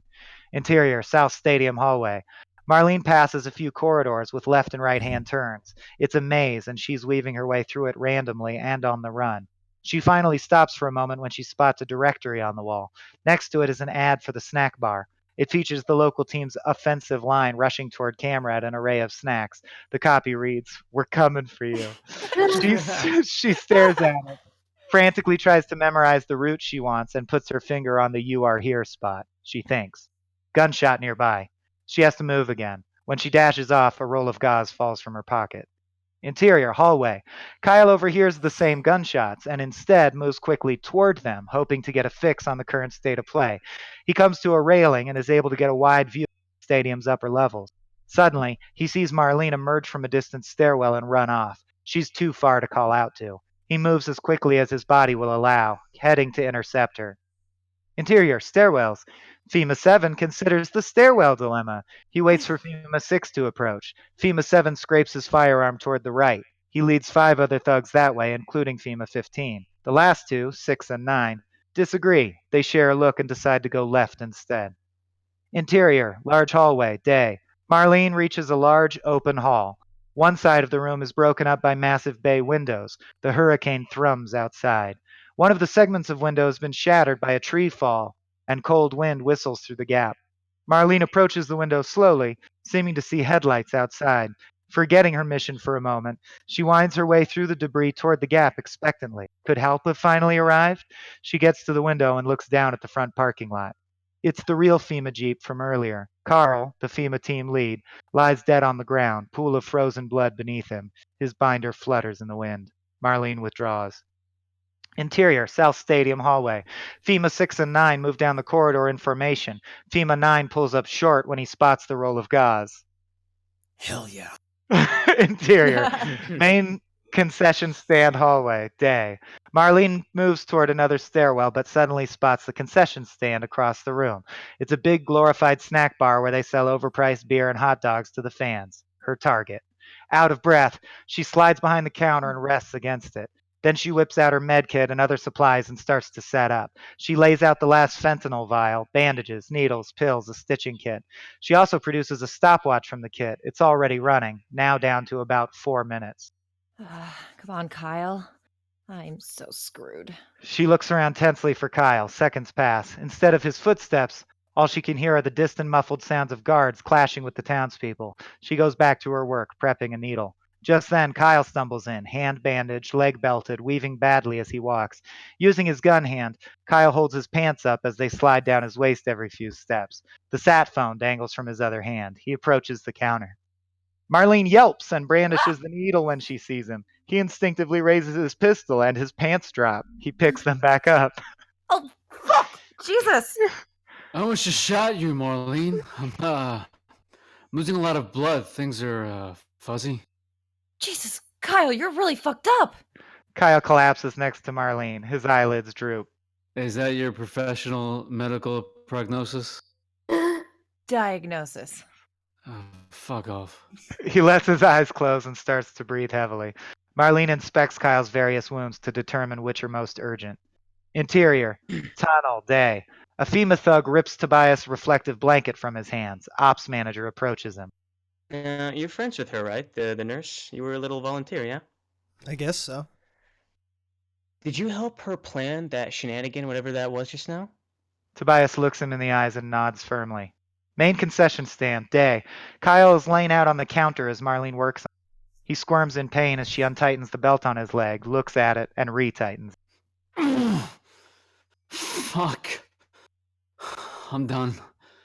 I'm done. No, you're not. No, it's over. It's not over. We're still alive. We're gonna make it. No, I mean, I'm gonna die. I'm gonna turn myself in and he'll kill me, and that's fine. But I don't even know if it'll help. The people in there are ready to fight back. They wouldn't be without you. What you've done. Fucking psycho. Can you put pressure on this? Kyle presses on his leg wound and grimaces. Why did you come? You're the doctor. You should be by the people, not here. Why did you? I'm needed here. Plus, I'm the only one who decode your message. Comes? What the fuck was that? Hey, I'm doing my best. You showed up, didn't you? Mission accomplished. And he's joking. Kyle's smile slowly fades as the reality of their situation returns to him. He lowers his gaze. You're gonna die. Marl, he's gonna find you out, and it'll be just like I killed you. I'm not fucking with that right now. You have wounds, just focus on your breath. Interior, tunnel. FEMA 2 holds Tobias by the neck and drags him forward as Ops Manager walks through the parting crowd to address them. FEMA 4 hands Ops Manager a walkie that's been patched onto the stadium intercom. Hello? Hello? Does this work? The sound swells throughout the stadium. In the empty field, it sounds bizarre and diffuse. Okay. Everyone, please settle down. I know it's cold. You'll get your blankets back in a minute, but you just fucked with me. So now we're gonna have to talk. I have your town. How is this not clear? He ushers FEMA 4 toward Hector, who was saved by Kyle at the beginning of the film. Hector screams. I don't know, like 80 people here I don't really need. And to be honest, I was hoping to be out of here an hour ago, and now we're all fucking freezing. So Kyle, I hope you're listening, Kyle. The operations manager takes a moment to exhale, then looks to the townsfolk, who leer with terror. Let's start with 2. Who are you? What's your name? FEMA 2 pushes Tobias forward, towards Ops Manager. Ops Manager holds the walkie to his mouth. I'm Tobias Smith. Main concession stand. Marlene inspects Kyle's bad hand, replacing a blood-soaked bandage. Kyle, hearing Tobias's voice, slams his hand on the counter and it starts to bleed again. God damn it, don't do that. Interior, tunnel, simultaneous. Ops manager removes the walkie from Tobias' mouth. Bias, you're gonna help me make a point. Ops manager pulls the gun from his belt and sets it gently to Tobias' temple. The crowd shrieks. Ops manager makes the shh gesture with his other hand. No. Quiet down. If Kyle can't hear us, this whole thing's a waste. We wouldn't want Tobias here to suffer in vain, now would we? They settle into a tense murmur. So what do you think, Tobias? What am I gonna do with this? Where am I going with this? You're Take your time. probably gonna murder me. Oh! Whoa! Toby, I thought we were friends. Well, you said it, not me. Hector's brought to the front of the crowd and a thug shoves him forward. Sandra screams again. Other guards subdue her. Ops manager walks to Hector, pauses, gets a good look at him. He's so scared. Most in the crowd either look away or weep. FEMA 2 pushes Hector toward Ops manager, who holds the walkie. Ops manager looks Hector up and down. What's your name? Hector? Sandra shrieks from the front of the crowd, surrounded by guards. FEMA 16 keeps her at gunpoint, facing Ops. Oh, no. You son of a bit. FEMA 16 aims his gun at Dell, who has approached Sandra. He hugs her close. Main concession stand. Kyle and Marlene hear Hector's voice over the intercom. He wouldn't. He would. Interior, tunnel, simultaneous. Oh, sorry. Go ahead. Hector? Hey, buddy, I'm going to do something that's very violent and very bad. And after I do it, you're going to want to speak into this walkie-talkie and describe what is happening, okay?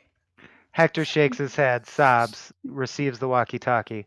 Ops manager nods his head and uses the pistol to scratch his cheek. Hector flinches when the gun raises up. Ops manager shuffles even closer. Do this, boy, or I will kill your mother next. Hector nods his head, sobbing. Look away, Hector. Just look at your mama. Hector looks to Sandra. You look at him, Hector! No, you don't look away! Hector's gaze whips back to Ops, then slowly returns to Tobias. Ops manager smiles and fires a single round into Tobias' chest. The crowd screams.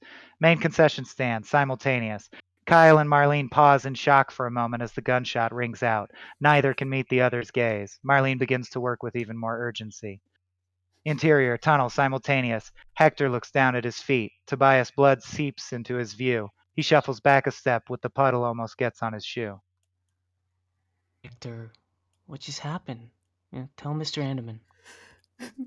Mr. Anderman, he just... Into the walkie-talkie, son. Yeah, nice and close. Hold that button down first. There you go. Hector shakily raises the walkie and thumbs it on. Mr. Anderman, he just shot the man. Please do what he says. Please. Ops manager raises his hand and points to Sandra. Tears run down her face. Who am I pointing to at now, Hector? Hector refuses to speak, shaking his head. Dell, still holding Sandra, starts to shuffle back into the crowd. He loosens his grip on her and slinks off. Who's this? Who's this lady? Hector shakes his head again. Name her, Hector! Name her! It's Mama. That's Mama. You said if I did what you said. Without looking, Ops manager fires effortlessly into the crowd. The bullet hits Sandra in the neck and she falls to the ground. This time, several in the crowd actually rush FEMA guards or take swings at those nearby. But after a few moments of chaos, the guards have their rifles up and are knocking down the offenders. Ops manager removes the walkie from Hector's shaking hands. Come to the player tunnels now. Every bullet I hear out there between now and when you arrive gets answered by a bullet here, and the boy's up next. He turns the walkie off with a snap. Main concession stand. The PA crackles into silence. Kyle is seated on the ground now, back against the counter, as Marlene completes her inspection. He doesn't look good. Eyes closed, head back. He absorbs the horror unfolding over the PA and questions every decision he's made today. Bitter tears run. No. We're going to stop it. He's gonna fucking kill Hector. Everyone's gonna fucking die. On the real, everyone's gonna fucking die. You're the reason everyone will fight. Kyle looks at her, but it seems far away. Mara, we're delusional. He tries to rise, but his wounds won't let him. The pain's too overwhelming. He crumples again. Shh. I had a plan. I had a plan. This wasn't enough time. Fuck. Marlene slaps him and forces deep eye contact, holds his head facing hers. Kyle, please, handle this. I know it's awful, but you have to handle this because I cannot handle you not being able to handle this. Kyle seems to come to attention a bit and returns her gaze. Okay. I'm sorry. I have to get in there before. You have to drag me in there, or. I know. Fucking listen to me. I can't carry you. I have 1 dose of painkillers, okay? You've got 2 bullets in you. Your right hand is never going to work the same again, and you might lose that leg. You've been pushing it too hard. But fuck me, you've killed like a dozen of these motherfuckers, so I'm not about to make that call for you. Do you want this? She holds up the vial of fentanyl and her prepped hypo. Because if I give you this, it will help with the pain, and maybe with my help, we'll be able to hobble where we need to go, but you're barely going to be able to stay awake, let alone shoot straight or do fucking karate. If I give you this, we are giving up. No more surprise attacks. You are just surrendering. And if he kills Hector anyways because he's a psychopath, that'll be his call. You won't be able to stop it. Fittingly, Kyle slouches under the part of the sign reading concession while Marlene is under the part reading stand. She seems to want to see some fire from Kyle, some hope, but he doesn't have any more to spare. I can't stop it anyway. Go ahead. Marlene hesitates only a moment. She is disappointed. Not in Kyle, but in this terrible place they found themselves. Out of options. Hurry, go. Okay, yeah. She injects the drug into Kyle's arm with practiced grace. You should feel it soon. Then we go. Fast. Ignore my leg. I'm gonna push it hard. Just help me get there before he shoots Hector. Okay? Just please. Oh God, Sandra. We'll get there. Just tell me when it kicks in. Long beat as they wait in terrible silence. Over the PA, ops manager continues to terrorize the crowd and taunt Hector. Kyle limply takes Marlene's hand and gives it a squeeze. Let's go. Leaning heavily on her, Kyle rises to his feet. Across the countertop, they suddenly spot FEMA 6 and 9. The thugs heft assault rifles and sport full tactical gear. Hey! Hey, motherfucker, we got you. We got you, motherfucker. Don't you fucking move. Kyle raises his hands. Careful. He's a fucking ninja or something. Listen. Put your hands back down on the counter. After that, don't fucking move. He complies. B? Kyle eases his weight off of Marlene and steps in front of her as he speaks. They slowly move to the end of the counter together. I surrender. Okay, we both do. Don't fire, please. You heard what he said. Any more shots and... Hey, you just moved. We said don't move. Think we can't shoot through you to your girlfriend? We agree to the terms. Just take us back to your boss. It's over. You got us. You'll probably get a bigger cut. FEMA 6 rushes forward in a rage and puts the barrel of his rifle inches from Kyle's face. Kyle doesn't flinch. It's fucking over?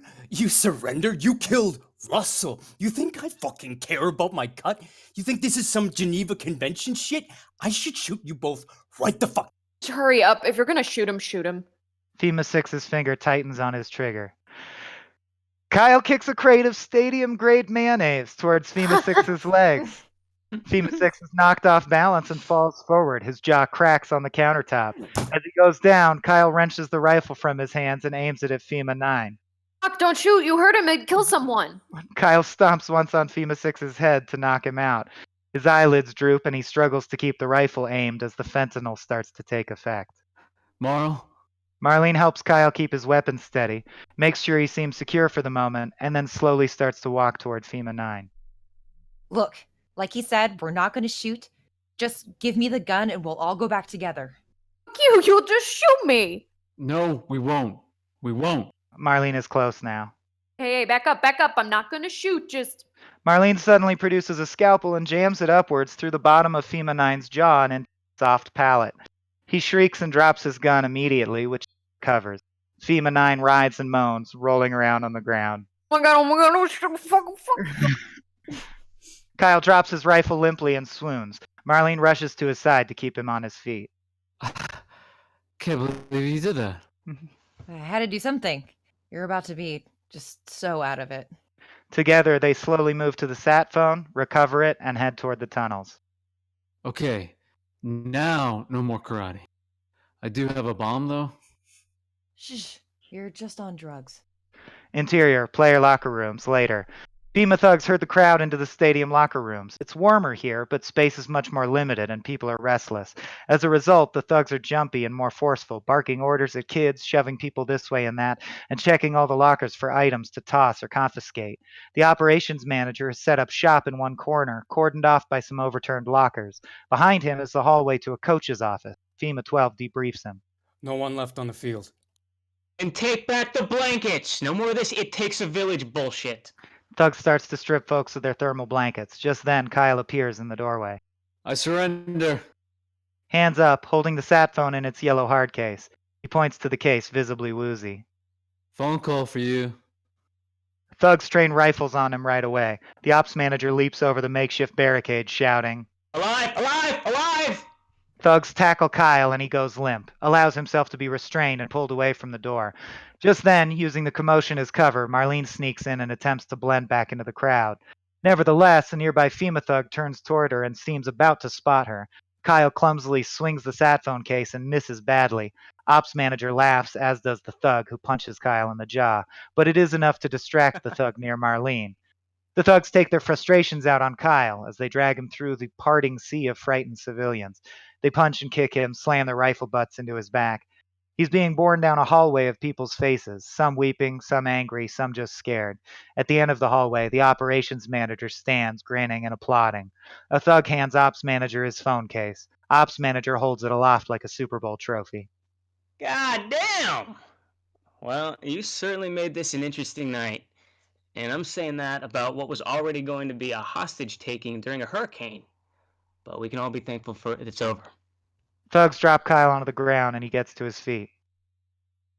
You probably don't believe it, Kyle, but killing civilians is just as hard for me as it would be for you. Then don't kill civilians. The operations manager jerks his head, a signal, and thugs grab Kyle and follow ops manager into the coach's offices. About a dozen thugs hold down the perimeter, uneasy, outnumbered by the mass of regular folk who look more and more angry by the moment. No, people, this will all be over soon. Marlene makes her way through the crowd in a slow but determined way, finally reaches her first goal. Dell, the mayor. She makes meaningful eye contact with him. He looks back quizzically. What is it? Anything? Coach's office, simultaneous. Ops manager leans way back in a leather swivel chair behind a nice desk, looking relaxed for the first time today, feet up. Kyle in a small chair opposite. A thug thwacks him across the face with a rifle butt for good measure. He seems borderline conscious. Hey, can I ask you something? Oh, please, by all means. Your speech about taking money from the government and saving the world? It's bullshit, right? You're gonna go buy some solid gold sex doll or something, huh?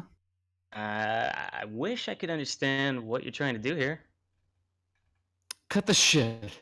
One of you guys told me you're just low-rent mercenaries. Fine, but I'm also a gambling man, and I have a last proposition for you, so try to stay awake. The operations manager points a sidearm at Kyle's chest, arm rested nonchalantly across the desk. It's about the only thing keeping you alive, so I'll make it brief and we can wrap this up. Fine. The world is changing, Kyle, and that isn't bullshit. We are in the midst of the sixth extinction, and whether it's flood or fire or starvation or war, the world's about to get a lot more dangerous. Fine. Interior player locker rooms. Outside in the locker rooms, Marlene and Dell both circulate through the crowd, surreptitiously whispering to people they know, some of whom nod, some of whom ignore them. Two thugs confer about the whispering going on and shout at the crowd, raising their rifles.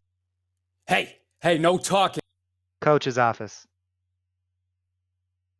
Look, Kyle, I'm not delusional, okay? You're a cowboy, a Boy Scout. I'm more pragmatic. You're a fucking cold-blooded... But Kyle, the amount of money we're discussing has changed harder hearts than yours. The operations manager comes around the desk and sits on the edge, always keeping the sidearm trained on Kyle, who slumps and makes no move to... You're clearly capable as a soldier. You keep your cool, I could use someone like that, especially now that someone has liquidated about half of my staff. Don't you read the news, Kyle?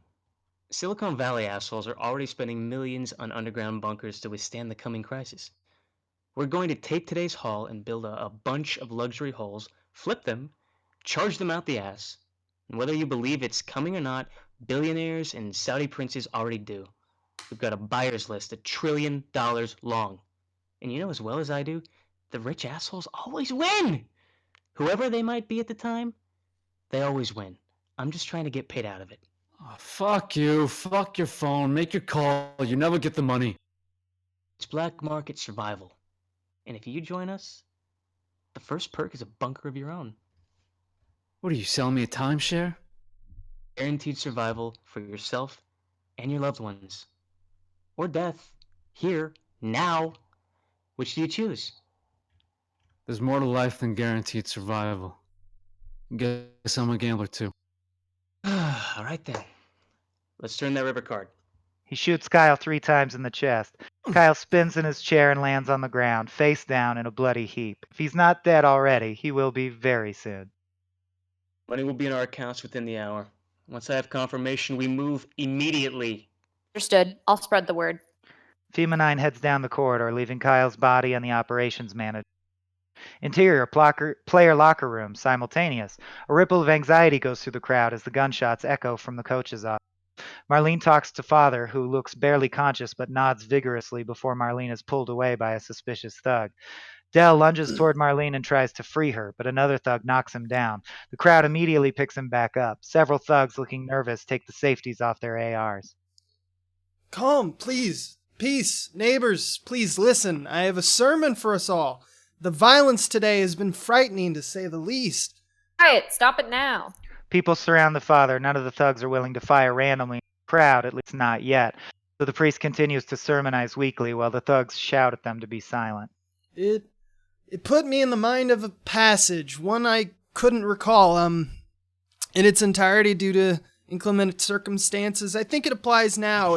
It begins, there are different kinds of gifts, but the same spirit. Different kinds of service, but the same source. Coach's office. Ops manager drops the pistol on his desk and ceremoniously places the sat phone case in front of himself. The body is a unit, though it is made up of many parts. If not, the foot should say, because I am not a hand, do I not belong to the body? It would not, for that reason, cease to be a part of the body. Kyle wheezes from a punctured lung as his blood begins to pool. Player locker room, simultaneous. 2 thugs confer and decide to make their way through the crowd and restrain the preacher. They encounter resistance and start to club people in the stomachs to get through. The eye cannot say to the hand, I do not need you, and the head cannot say to the feet, I don't need you. On the contrary, those parts of the body that seem to be weaker are indispensable. Father has to raise his voice as the chaos increases. Civilians now form a human barricade between him and the oncoming thug. It looks like a protest gone wrong. And the parts that we think are less honorable we treat with special honor. Marlene seems to be preparing herself. Dell and a few other folks maneuver up against a row of lockers. They make eye contact and wait. Hector weeps, cradled by a family friend. If one part suffers, every part suffers with it. If one part is honored, every part rejoices with it. Now you are the body of this community, and each one of you is a part of it. Kyle takes another ragged breath. Ops manager flips the latches on the sat phone case and opens it. He looks confused. We are all connected, and even after we have all suffered today, I look out at you and I believe in my heart that most people are good. And those that aren't, most of them, they're hurting or confused. Interior, player's gym, earlier. Slow push onto Kyle as he rummages through a janitorial closet in the gym. This is clearly shortly after the fight there ended, as the guy is currently strapped to the treadmill and moaning in pain. Kyle finds the bottles he was looking for, bleach and ammonia cleansers. But there's evil in the world, too. And when good people are threatened by true evil, they do what they need to do so that the community survives. Interior, skybox, earlier. Slow push onto Kyle as he assembles the fire extinguisher cart contraption in preparation for the skybox fight. He decides on ratchet straps to hold the extinguishers down, but also pockets a roll of duct tape. And if not every part, then the whole, and ask for forgiveness later. Kyle has to pause and let a stabbing pain in his chest pass. Interior, bathroom, earlier. Kyle in the bathroom where he flipped out on the Dyson Airblade. He's still covered in blood at this point. He dumps out a 2-liter bottle of soda into a trash can. The bleach and ammonia bottles sit nearby with the duct tape. He wears a face mask. Next to them, the open sat phone case. The phone itself sits on the ground near Kyle's foot. He kicks it under a stall door. Kyle takes off the mask and starts to wash. Coach's office, present. The sat phone case lid swings up and open, pulling a crosspiece of duct tape with it. The tape pulls on a duct tape patch that was blocking a puncture wound in a 2-liter bottle inside. Once the tape is loose, the bottle explodes violently, blasting a stream of toxic gas directly at the ops manager's face. It's an improvised chlorine bomb. Ops manager has time for one final grimace before the gas fills his nose and mouth, and the blood vessels in his lungs begin to pop and dissolve in the acrid chemicals invading his system. He collapses, choking to death, green and bloody-eyed and horrible. And that's a wrap on Dylan Seaton.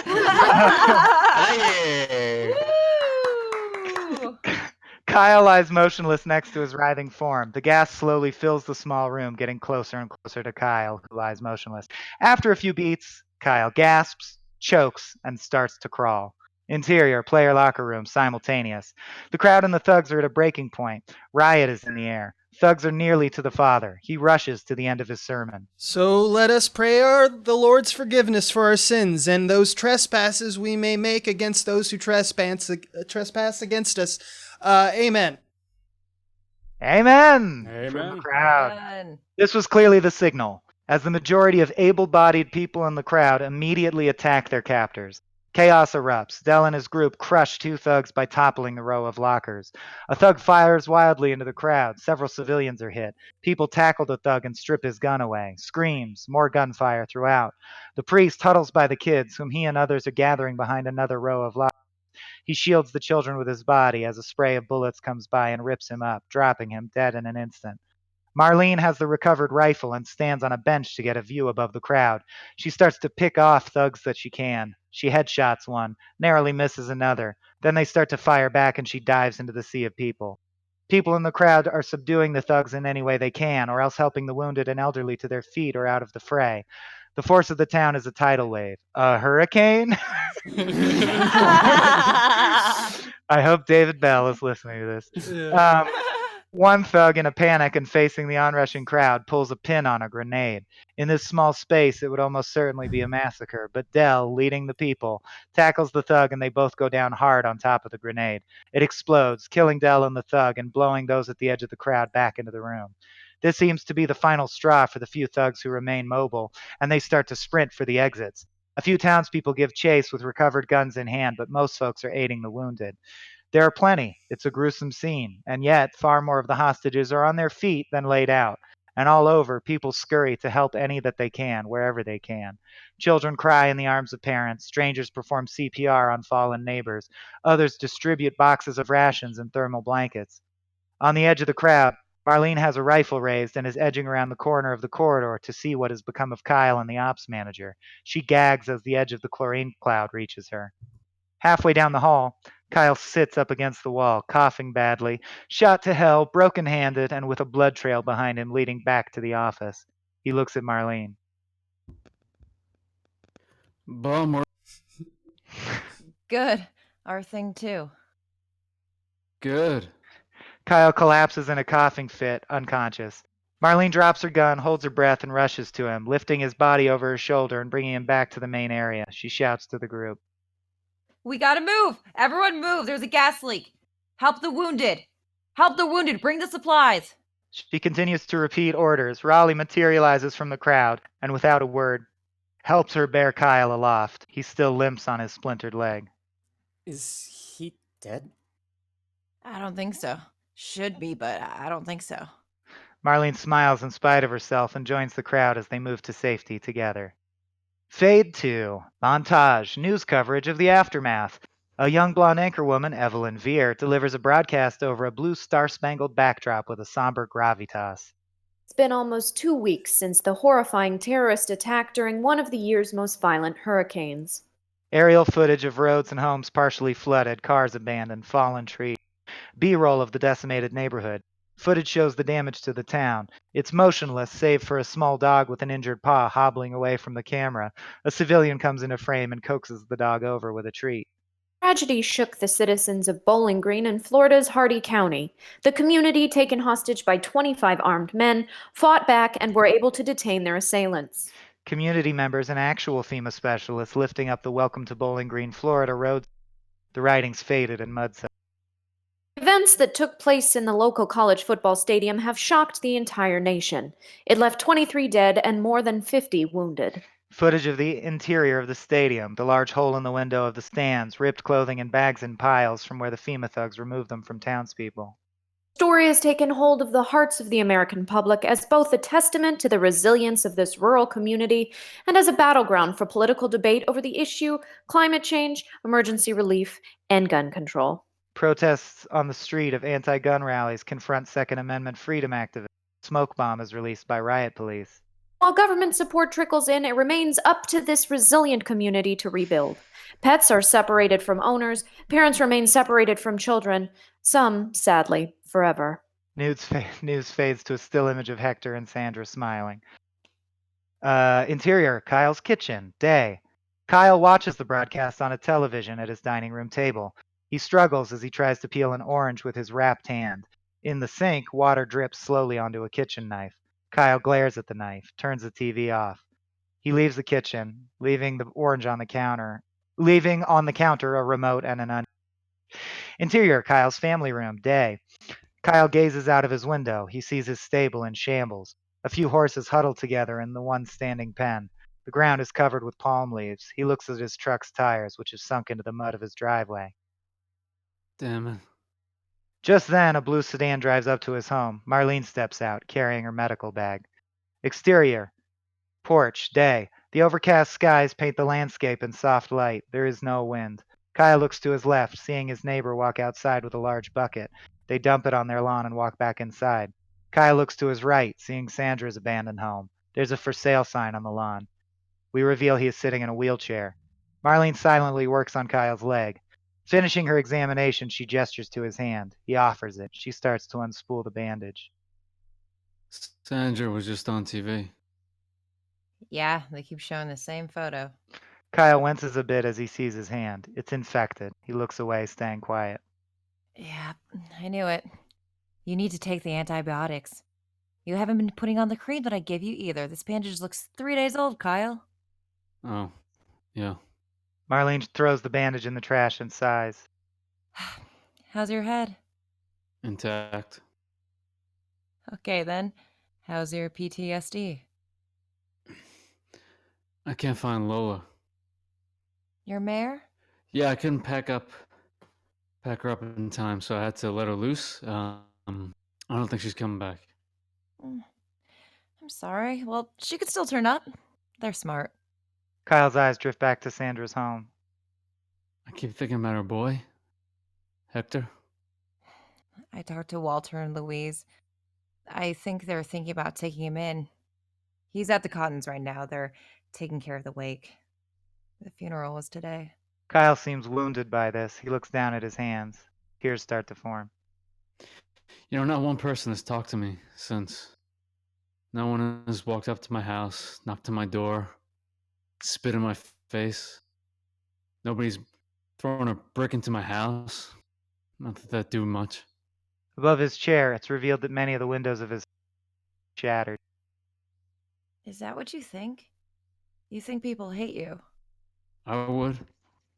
If I were Hector, I'd walk over here after the funeral and ask me to get on my knees and beg for forgiveness.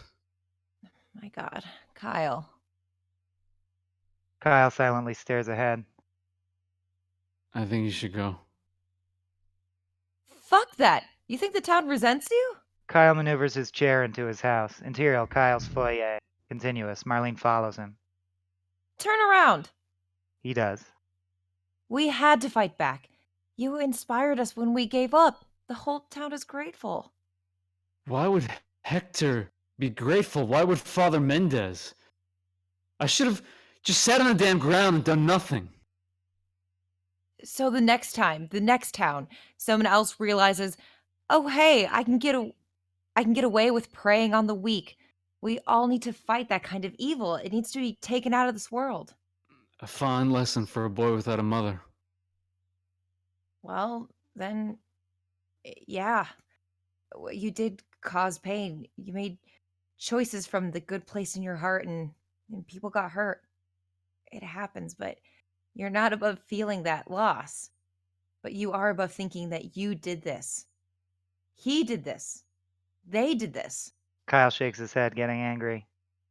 Yeah, he was evil. Yeah, we should stand up to that. But He tries to stare down Marlene. He doesn't give ground. Marlene doesn't break eye contact either. They sit in silence for a When I became a nurse, I knew the body was messy. I didn't particularly like blood. In my first year, I watched an amputation. Before they doped the man on the table, he was having second thoughts. I work in construction, Doc. Isn't there a way I can keep the foot? And then when he looked over and saw the tray of saws that would end his livelihood, it turned into, don't take it, Doc. Please, I'm begging you. I talked to the doctor after the surgery and asked him how he deals with that kind of in-your-face visceral pain. How do you have a normal day after that? Kyle sags in his chair. He looks away from Marlene. He said, wouldn't you want to take the pain now that you can control over the pain later that you can't? isn't your oath first do no harm? Just then, outside, the sound of a horse exhaling. Kyle and Marlene look to each other, then rush out. Lola has returned. Kyle's paint job is now barely visible from the rain. Lola has a large gash on her neck, but the bleeding looks to have stopped. She trots up to the porch, lowering her head to Kyle. Oh my god, girl. You're back. He scratches her behind the ears and pets her fur. What's this? What? Oh, did you get in an accident, girl? Oh, don't worry. You're back home now. Marlene walks to Lola's flank and starts to pet her as well. Kyle places his head against Lola's. Lola surveys the damaged farm, trotting off a ways, and then looks back at Kyle. Kyle and Lola hold each other's gaze. His smile fades. Marlene allows a moment of silence between these two beasts of burden. The end. Force of nature.